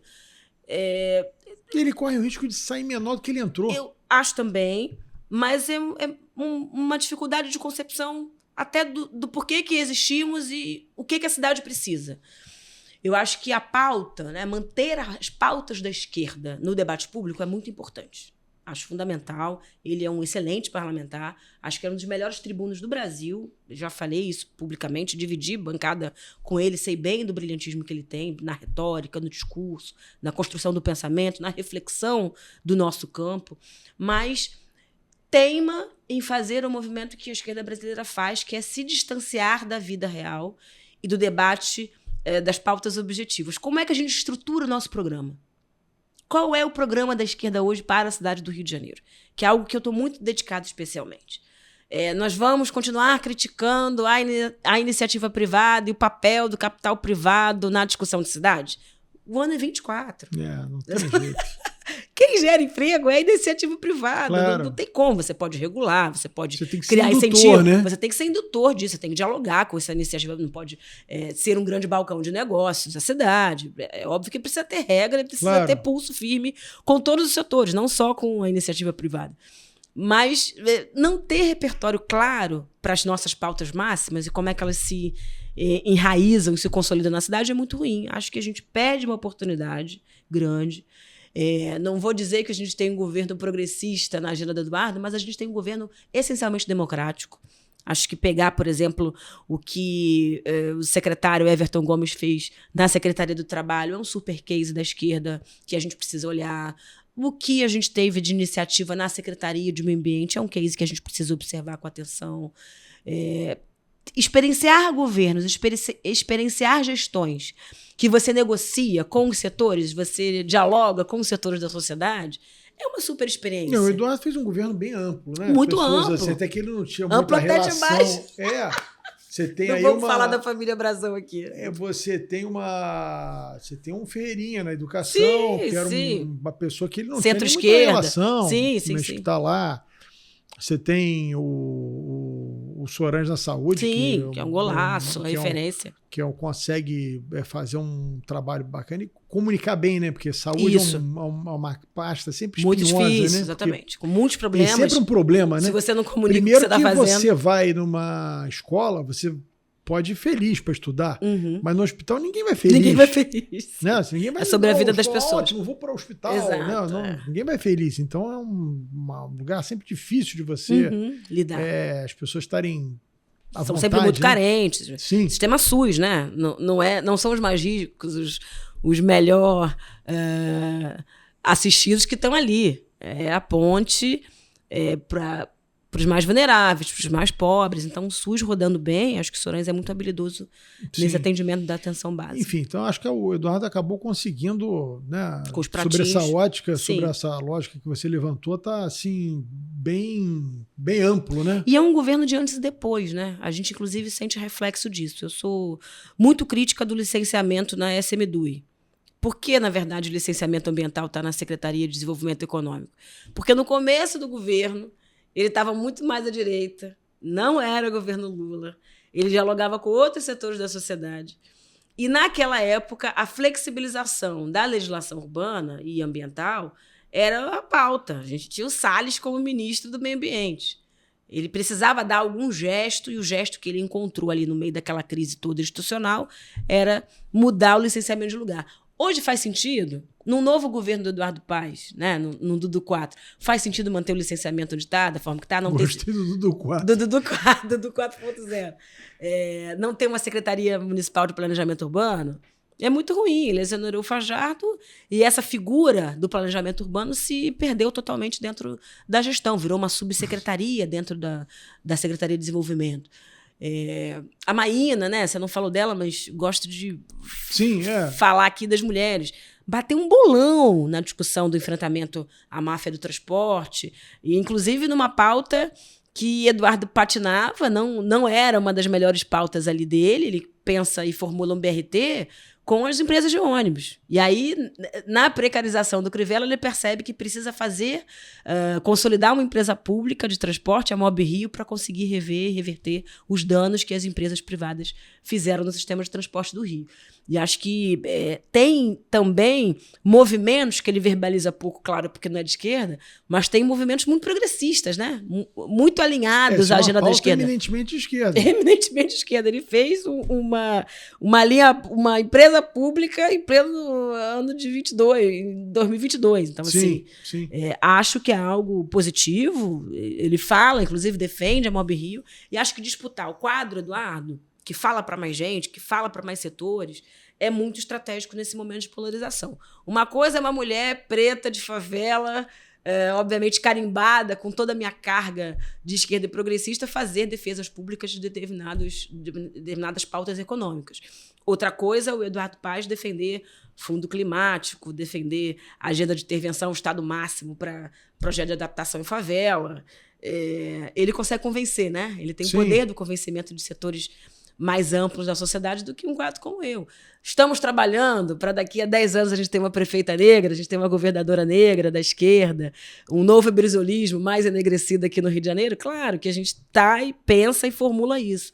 Mas acho que talvez Eduardo seja um dos instrumentos mais estratégicos nesse momento para a gente disputar essa cidade. Sim. Acho que vai ficar estreito para a esquerda radical. Bom, vamos falar um pouquinho de pauta ambiental, senão vamos, exatamente. Como é que é? Como é que você me chama? Só fala de política, política na veia. Não conseguimos chegar lá. Bom, nós estamos vivenciando e vendo, né, cara, essa tragédia humanitária que é esse dano climático que foi acometido o Rio Grande do Sul, né? Uma coisa incrível, porque não aconteceu no Uruguai, não aconteceu em Santa Catarina, aconteceu no Rio Grande do Sul, né? Parece que todas as águas do universo foram para o Rio Grande do Sul. E aí eu queria te escutar um pouco, olhando um pouco para o nosso quintal aqui, né? Porque tem um pouco de verdade essa questão dos problemas climáticos, e muito óbvio, a gente tem uma questão da ação do homem, né, degradando a natureza, mas tem um pouco também dos ciclos que acontecem, né? Por exemplo, o Rio Grande do Sul já foi vítima de uma tragédia parecida na década de 50, se não me engano. Exatamente. Aqui o Rio de Janeiro, eu lembro, morava ali na Pacheco Leão, na casa da minha mãe, em 1988, se não me engano. Nós ficamos 3 dias sem poder sair de casa, porque a Pacheco Leão virou um rio. Um rio. Você não conseguia sair de casa, não conseguia sair. Ali no Jardim Botânico enche uma muito. Chuva famosa. O Rio dos Macacos. Sim. Você teria um problema da lagoa, de troca de água. Retorno, enfim, tem um negócio ali que é histórico. E sobre essa ótica, eu acho que o Rio até melhorou em alguns aspectos. A gente conseguiu ações, principalmente na gestão, na primeira gestão do César Maia e na primeira gestão do Eduardo Paes, muitas ações de geotecnia, coisas que eu acho que conseguiram atenuar um pouco esses problemas, que o Rio é uma cidade muito difícil, né? A gente espremida entre o mar e a montanha, né? Dificílimo. Enfim, queria discutir um pouquinho sobre isso. Eu acho que eu odeio falar isso, porque toda crise climática, né, todo evento extremo é muito dolorido, porque isso impacta a vida das pessoas, os deslocamentos forçados, as perdas econômicas. O Rio Grande do Sul precisa ser uma grande case de sucesso desse retorno, de como é que as cidades voltam à normalidade, como é que a gente consegue restabelecer a vida das pessoas com dignidade. Tá tudo bem? Quer parar? Não, pode, vamos seguindo. E Eduardo Leite, acho que vale depois a gente avaliar esse personagem, teve muita habilidade no debate público comum. Ele conseguiu neutralizar a desconstrução que setores da esquerda começaram a fazer, se afastou do bolsonarismo, não quis negar a crise que se estabelecia, mas, ao mesmo tempo, todo o seu passivo, né, de negligência, inclusive de flexibilização lá, não só nos licenciamentos, mas da abordagem, da forma de tratar o debate climático e a adaptação das cidades, deixou claro um problema para todo gestor e gestora enfrentar daqui para frente no Brasil. E o próprio governo Lula, né, falando não do Lula 3, mas Lula 1.0, Lula 2.0, o próprio governo Dilma, nunca conseguiram, de fato, virar a chave da mudança do clima e do enfrentamento à mudança do clima extremo e dos eventos extremos que a gente vai ter e que serão cada vez mais recorrentes. Não é que nunca tenha havido uma chuva como essa no Rio Grande do Sul. O que acontece é que o volume de chuva, né, o evento, a duração do evento, o volume de precipitação e a constância que esses eventos vão ocorrer e já estão ocorrendo nesta década, né, nesse século XXI, vão ser cada vez mais recorrentes.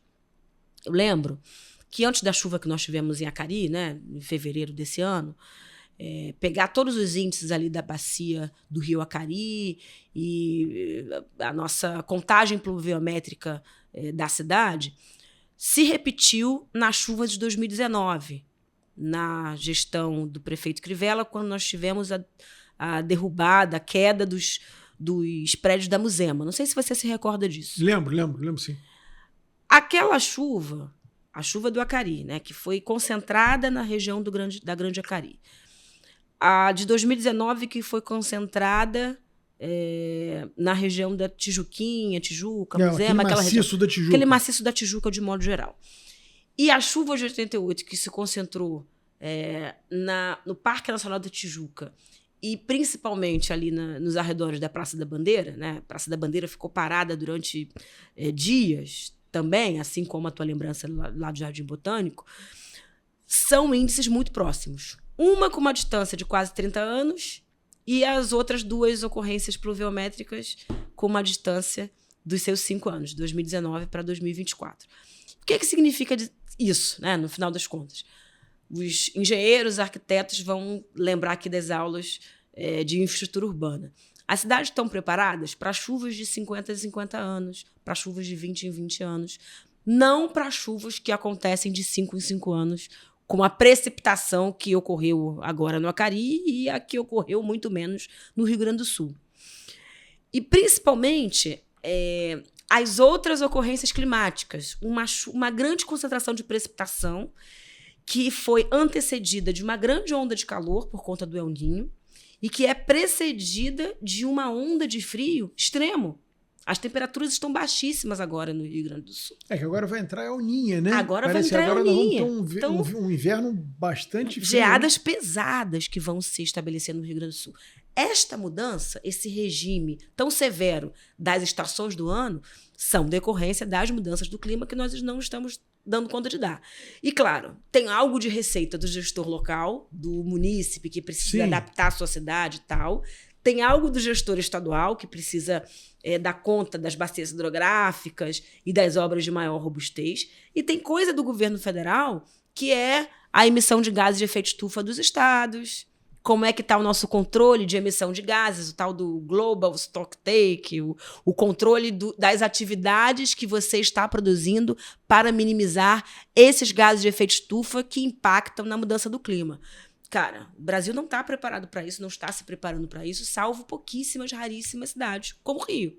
Mas eu te pergunto, não há um pouco, eu faço um pouco essa crítica. Você não acha que o ambientalismo no Brasil fica muito preocupado com questões globais e a gente acaba esquecendo um pouco desse microclima, desse microcosmo nosso? Por exemplo, a gente fica numa discussão enorme sobre a defesa da Amazônia. Ok, importante. Mas aí a gente esquece, por exemplo, que o Rio de Janeiro, 60% da população não tem esgoto tratado. Exato. A gente esquece que tem locais onde faltam canalizar e dragar rios importantes para que as pessoas não sofram com enchentes, com chuvas torrenciais, como ocorre no verão. Claro. Então, acho que não falta um pouco isso, que a gente dá um pouco mais de atenção ao microcosmo, principalmente dos grandes centros urbanos. Óbvio, sem esquecer das questões maiores, mas assim, esse microcosmo tem uma importância assim, talvez parelha no discurso ambientalista? Claro. Isso é um problema crônico da formação do próprio pensamento progressista, do pensamento democrático, que colocou, de um lado, ambientalistas ligados às pautas da natureza, da conservação, do conservacionismo, em que pese todo o meu respeito pelos grandes ambientalistas do Brasil, Chico Mendes, nossa ministra Marina Silva, mas esse ativismo, podemos falar assim, foi totalmente lateralizado em detrimento das pautas estruturantes. Os gestores locais, a política, inclusive, do centro democrático. Isso não é uma pauta da esquerda, não deveria ser uma pauta da esquerda nem da direita. Isso precisava ser uma pauta da democracia e da boa governança pública. E não é. Por outro lado, também, o trato do debate do ativismo ambiental e climático se deu muito no campo da universidade e muito no campo das altas classes sociais, né? O ativismo climático é fundamentalmente caro. Ir para uma COP hoje, a última COP foi em Dubai. Você não viaja para Dubai com menos de R$25 mil. Sem articulação política o suficiente, sem relação com o governo, se você é simplesmente um sujeito preocupado com o meio ambiente e clima, imagina. Você vai tirar R$25 mil do bolso para discutir. Ou seja, o descolamento que a gente tem da vida da população, da vida do povo, é algo muito preocupante e que não é sinalizado, não é enfrentado pelas lideranças da esquerda e muito menos pelas lideranças da centro-direita brasileira. Um outro aspecto importante vem do ponto de vista da técnica mesmo. Arquitetos e urbanistas, planejadores urbanos, durante muito tempo falaram sobre urbanização de territórios precários, urbanização de favelas, urbanização de periferias, sem lidar com a necessidade de adaptação das nossas obras, inclusive, da nossa forma de pensar a engenharia brasileira para essa nova realidade. Sim. O alargamento do canal, a nossa microdrenagem pensada, a macrodrenagem pensada para um determinado bairro, é calculada de um jeito pensado há 10, 20 anos atrás. O que a gente vai enfrentar nos próximos anos Sim. é infinitamente mais grave do que a gente previu nos nossos cálculos, nas nossas pranchetas, há um tempo atrás. Há, inclusive, reflexo grave da engenharia brasileira. Outro problema ácido da Lava Jato. Hoje, para você conseguir ter, de fato, um projeto adaptado aos novos padrões, inclusive internacionais de engenharia, com soluções baseadas na natureza, com soluções de inovação no campo da engenharia e da arquitetura, é raro. Quantas grandes construtoras estão investindo em tecnologia de adaptação e hidrologia? Um dos principais gargalos hoje do Rio Grande do Sul é arranjar um calculista, hidrologista, engenheiro mecânico capaz de calcular o tamanho de uma bomba que retire as águas de bairros inteiros. A gente não tem esse técnico no Brasil. A gente teve que tirar de outros estados, catar de outras prefeituras para lidar com a realidade lá do Rio Grande do Sul. Aqui no Rio, inclusive, a gente tem uma excelência em geologia, né? Porque a GeoRio é uma referência nacional. Por isso que eu fiz questão de marcar que o Rio de Janeiro é muito exceção, até em relação a grandes capitais, tá? São Paulo ainda está atrás no que se refere ao enfrentamento da crise. Nós temos mais de 100 favelas com sinalização de sirene hoje e com protocolo de resiliência e enfrentamento à crise. Tem uma obra na primeira gestão do Eduardo Paes, que eu acho que é uma obra que é uma referência também, conheço poucas no Brasil, que tem a questão dos piscinões. Os piscinões. Da Praça Foi da o primeiro Bandeira. que enfrentou isso, porque é uma obra que ninguém quer inaugurar. É uma obra invisível. Tu inaugura um piscinão. Você cava buraco. Cadê a obra? Que não tem. Vai ter um buraco lá para baixo. Exatamente. Uma bomba quebra numa única chuva do ano, toda a opinião pública, todo o senso comum vai para... fez esse buraco aí à toa, não funcionou. Mas é literalmente uma obra que salva vidas, né? A gente pensar que isso foi feito, claro, nessa grande região da Praça da Bandeira, que talvez seja mais emblemática, mas em diversas áreas de Campo Grande, várias praças alagáveis, se a gente pensar Afonso Pena, se a gente pensar eixos da Zona Oeste, a Comunidade do Aço hoje é uma obra que pouca gente conhece, é uma grande obra de engenharia, Jardim Guaratiba, que é inclusive referência internacional para enfrentamento à crise climática.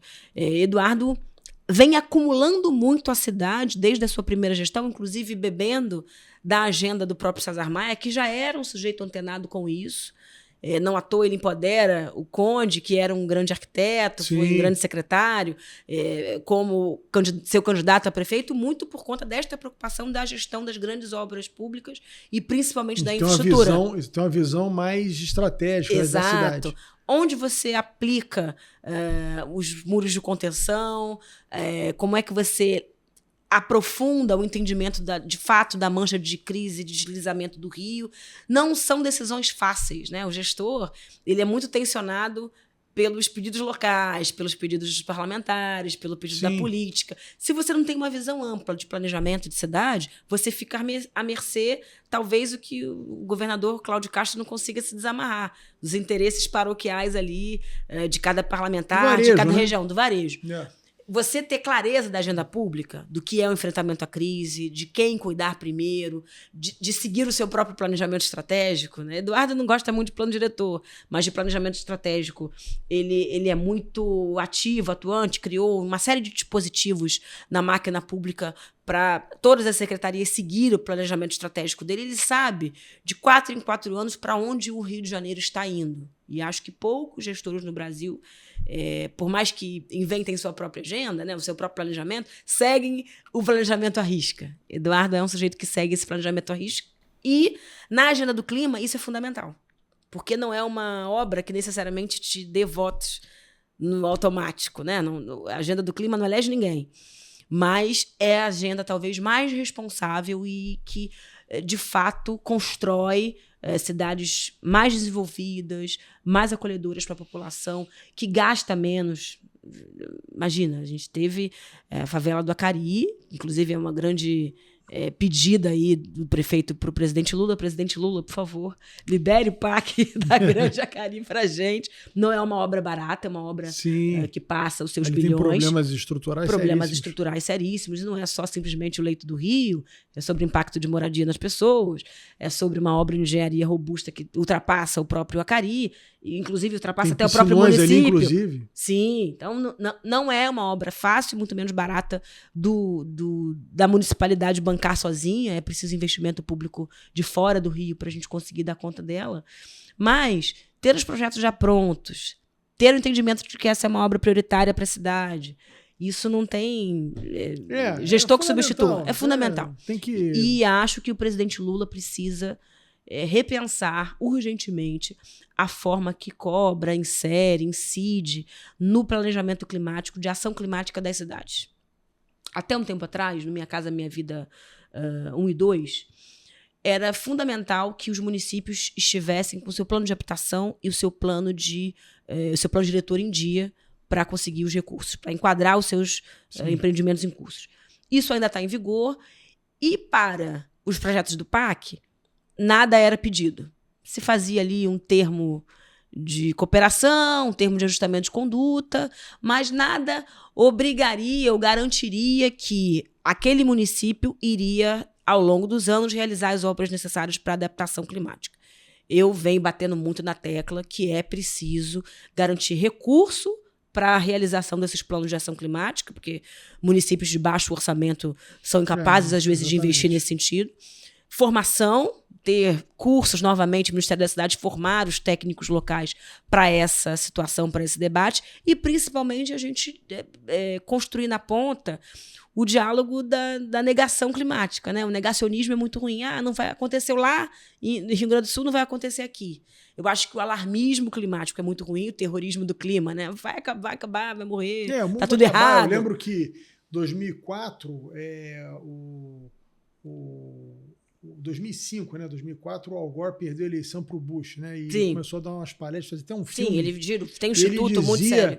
Mas ele dizia que agora, em 2020, se nada fosse feito, os oceanos iam subir 1,5 metro, então o Rio de Janeiro ia acabar, e não aconteceu nada disso também, né? Sim. Assim, mas eu ouvi... Mas tem muita coisa ruim. É uma coisa que eu acho que fica até depois... Eu ouvi há uns 15 anos atrás de um conhecido meu, que foi um ambientalista muito ligado ao Greenpeace, era da turma do Partido Verde mais radical, sei o que, ele se afastou um pouco, porque ele disse, olha, eu cheguei à conclusão que os ambientalistas no Brasil ficaram muito descolados da realidade, porque não há nada mais degradante do ponto de vista ambiental do que a pobreza. Porque a pobreza é o que mais degrada o meio ambiente. Se você não enfrentar a pobreza... Inclusive, que é a falta de saneamento, que é a habitação precária, que são essas coisas todas que é a vida do dia a dia do cidadão. Se a gente fica discutindo inclusive, diversos ambientalistas petróleo... flertaram e até flertam em alguma medida com a aporofobia, né? Com a discussão das favelas, como criminosos ambientais. Como é que você... À luz da pobreza extrema, você não pode chegar em Manguinhos e dizer que o mais grave de Manguinhos é a destruição do mangue. É claro que a recomposição do manguezal é fundamental, mas isso precisa ser aliançado com práticas e políticas sociais que impactem a vida das pessoas. Esgoto, né? Exatamente. Plantou um mangue, que beleza. A pessoa não tem o esgoto. Exatamente. Quer dizer, sabe, é isso que eu te digo, é uma coisa desconectada da realidade. Claro, a gente fica uma discussão enorme se pode ou não pode extrair petróleo lá da foz do Amazonas, que na verdade, a gente fala foz do Amazonas, mas isso que pauta sensível, polêmico, um hoje ele acordou polêmico. Sim, mas ali em cima a Guiana está extraindo. Sim. Como é que você responde a isso? A Guiana está. Isso. Quer dizer, a Guiana não causa impacto ambiental nenhum, aí a gente não pode fazer, e esse dinheiro não poderia estar sendo revertido para poder... Para estudo, para pesquisa. Tudo bem, nós vamos liberar, mas esse dinheiro integralmente tem que vir para fazer saneamento nas grandes cidades, tem que vir para combater os problemas climáticos, tem que vir para canalizar rio, fazer replantio, né, plantar... Será que não era muito mais inteligente, de repente... travar uma batalha nesse sentido? Né? Quer Sim. dizer, aliar o desenvolvimento do que engessar econômico. o desenvolvimento, claro. Entendeu? Não, é uma pauta extremamente sudestina a discussão da transição ecológica em alguma medida, né? Vejo muito Randolph tocando e debatendo isso. Vejam, vocês querem a floresta de pé, mas não estão vendo que a floresta está com fome. Sim. Você quer romantizar a minha floresta, mas você não está aqui para dar conta dela em pé. Existe um descolamento, inclusive, das necessidades dos povos originários e dos povos ribeirinhos. O que a gente está fazendo, de fato, para aquele Yanomami que eu estou vendo no Fantástico, esmilinguido, sofrendo com mercúrio, o que eu estou, de fato, fazendo para garantir a qualidade de vida e o que é desenvolvimento econômico sustentável para esta população? Sim. Porque essa população precisa trabalhar, ela precisa se vestir. Ela vive, em que pese você tem que preservar um pouco a cultura e a vida dos povos originários, você tem uma realidade no entorno que existe, né? Claro. E você tem que dar sustentabilidade a essas pessoas. Não vou chegar ao nível dos Estados Unidos, que você tem cassino dentro da terra indígena. Exatamente. O cara é dono de cassino, o índio lá é dono de cassino, né? Mas você tem que permitir que aquela população... Engessar a floresta é o pior caminho. Até porque eu quero falar da potencialidade do bioma como biomedicina. Sim. Eu quero falar da tecnologia de floresta, que a gente fala pouquíssimo. As multinacionais todas, com todos os seus interesses voltados para a Amazônia, e a gente não tem uma usina, uma indústria da agrofloresta na nossa Amazônia legal. Isso é um erro, isso é um equívoco. Sim.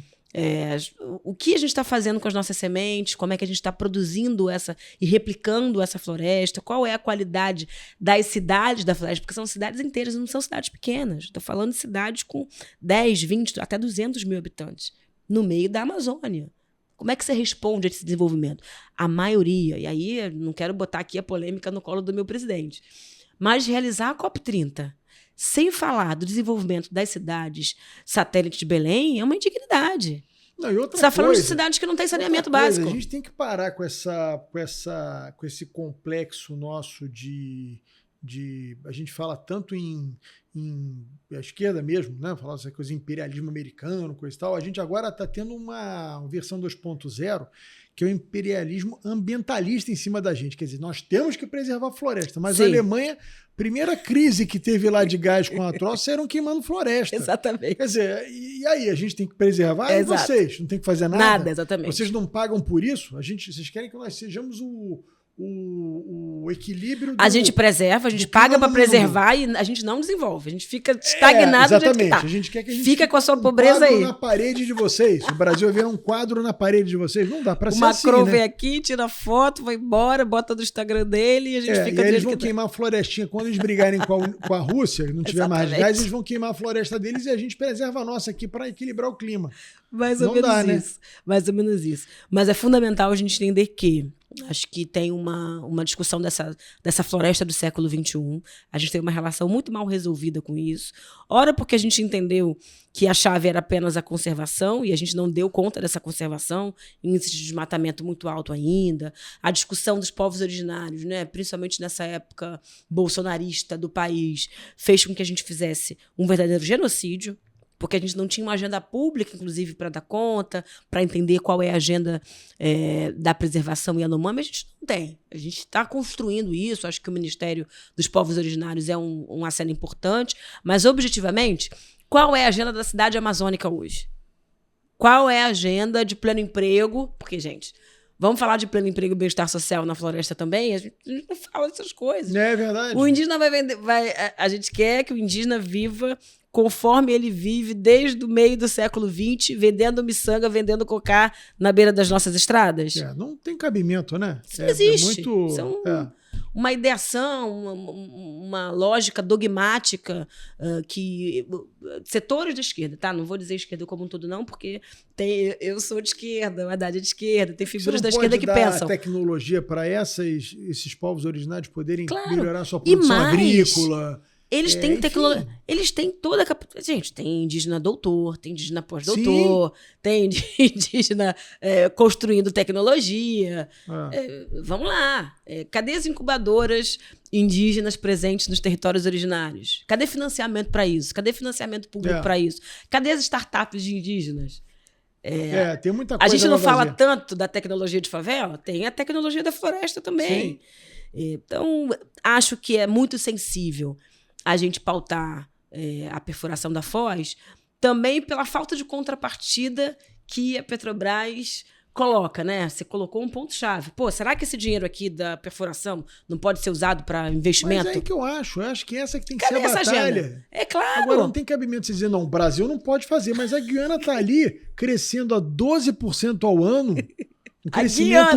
Crescimento chinês, muito mais, está crescendo mais do que a China. Por conta dessa perfuração. E a gente ali não pode fazer nada, mas tudo bem aí. A gente continua com as favelas sem saneamento. Até porque, Rodrigo, as pessoas a gente precisa sofrendo nas enchentes. A gente precisa para aproveitar. Resolver isso precisa de dinheiro. A gente precisa aproveitar o ciclo virtuoso de pré-sal de petróleo enquanto ele existir, porque é um bem infinito, tá? Vai acabar. Há técnicos que dizem que os Emirados Árabes têm 100 anos de petróleo pela frente. Tem gente que diz que a gente tem só 60 anos a mais. Não sei qual é a conta verdadeira, mas de qualquer maneira, uma hora vai acabar, é infinito. Suga, vai acabar.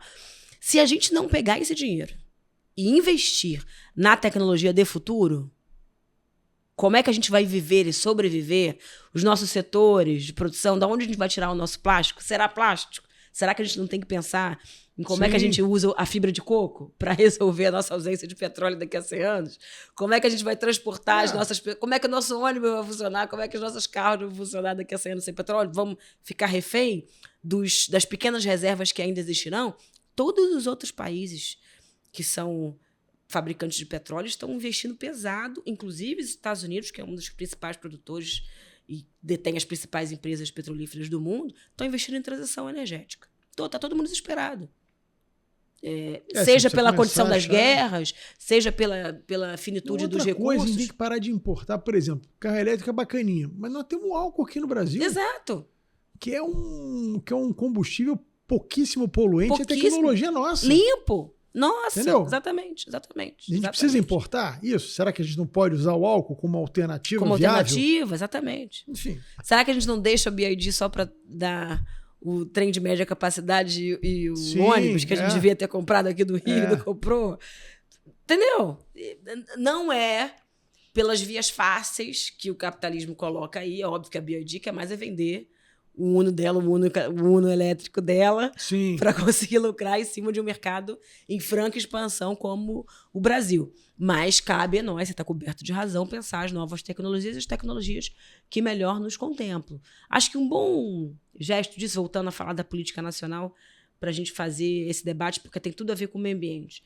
A decisão do ministro Haddad da gente voltar à discussão da taxação dos produtos da Shopee e da Shein. Isso divide opiniões, as pessoas têm medo da gente estar fazendo intervencionismo na economia. Gente, a produção brasileira precisa de algum nível de proteção. Sim. No mundo inteiro é feito isso. No mundo inteiro é feito isso. Os Estados Unidos Unidos agora está taxando os produtos chineses. Como é que a gente pode ser um dos maiores produtores de algodão do planeta e a gente não está consumindo as nossas camisas, gente? A gente está exportando baratíssimo as nossas camisas porque a gente não tem reserva do nosso próprio mercado. Sim, a gente fica refém da exportação. Você tem que ter um equilíbrio, um ponto de equilíbrio. Não adianta você botar uma taxação que você cria um protecionismo. Exato. Isso gera inflação, né? Você não tem competição. Como você também não pode fazer uma coisa predatória na indústria brasileira. Porque a gente tem uma série de impostos e direitos trabalhistas que a China não tem. Exatamente. Aí pesadíssimo. O cara vem aqui, buf. Vende pelo aplicativo da loja, abre. Sem dúvida. É claro que a gente precisa tem fazer um rearranjo nisso. Né? Tem que ter um meio termo aí. Ele está coberto de razão nessa leitura. E, na verdade, traz para nós a responsabilidade de como é que a gente produz. Eu não sei como é produzido essa camiseta da Shopee de R$10. Se é com trabalho análogo à escravidão, se é a partir de derrubada de florestas. Mas a nossa produção nacional a gente tem como controlar e a gente tem como induzir. Exatamente. E realizar o nosso trabalho de preservação local, gerando emprego verde, gerando uma cadeia produtiva consciente, com melhor assertividade. Minha querida amiga Tainá, nosso papo aqui precisava de mais um programa Mais só um para falar de meio ambiente. Me chama de volta, me chama de volta. Eu adorei ter você aqui, gostei muito. Querido, Queria obrigada. que você que nos acompanhou até agora, que eu espero que você tenha gostado do nosso programa. Se gostou, dá o seu like aí, curte. Se você não nos segue ainda, passa a nos seguir. Queria muito agradecer a você que nos assistiu e esse papo maravilhoso que a gente teve sobre política, obrigada. desastres climáticos, meio ambiente, enfim, foi um papo muito, muito esclarecedor, Tainá. Muito obrigado. Imagina, eu que agradeço. E, por favor, sigam o canal, sigam o Politicast. Obrigado. Imagina. Obrigada a você.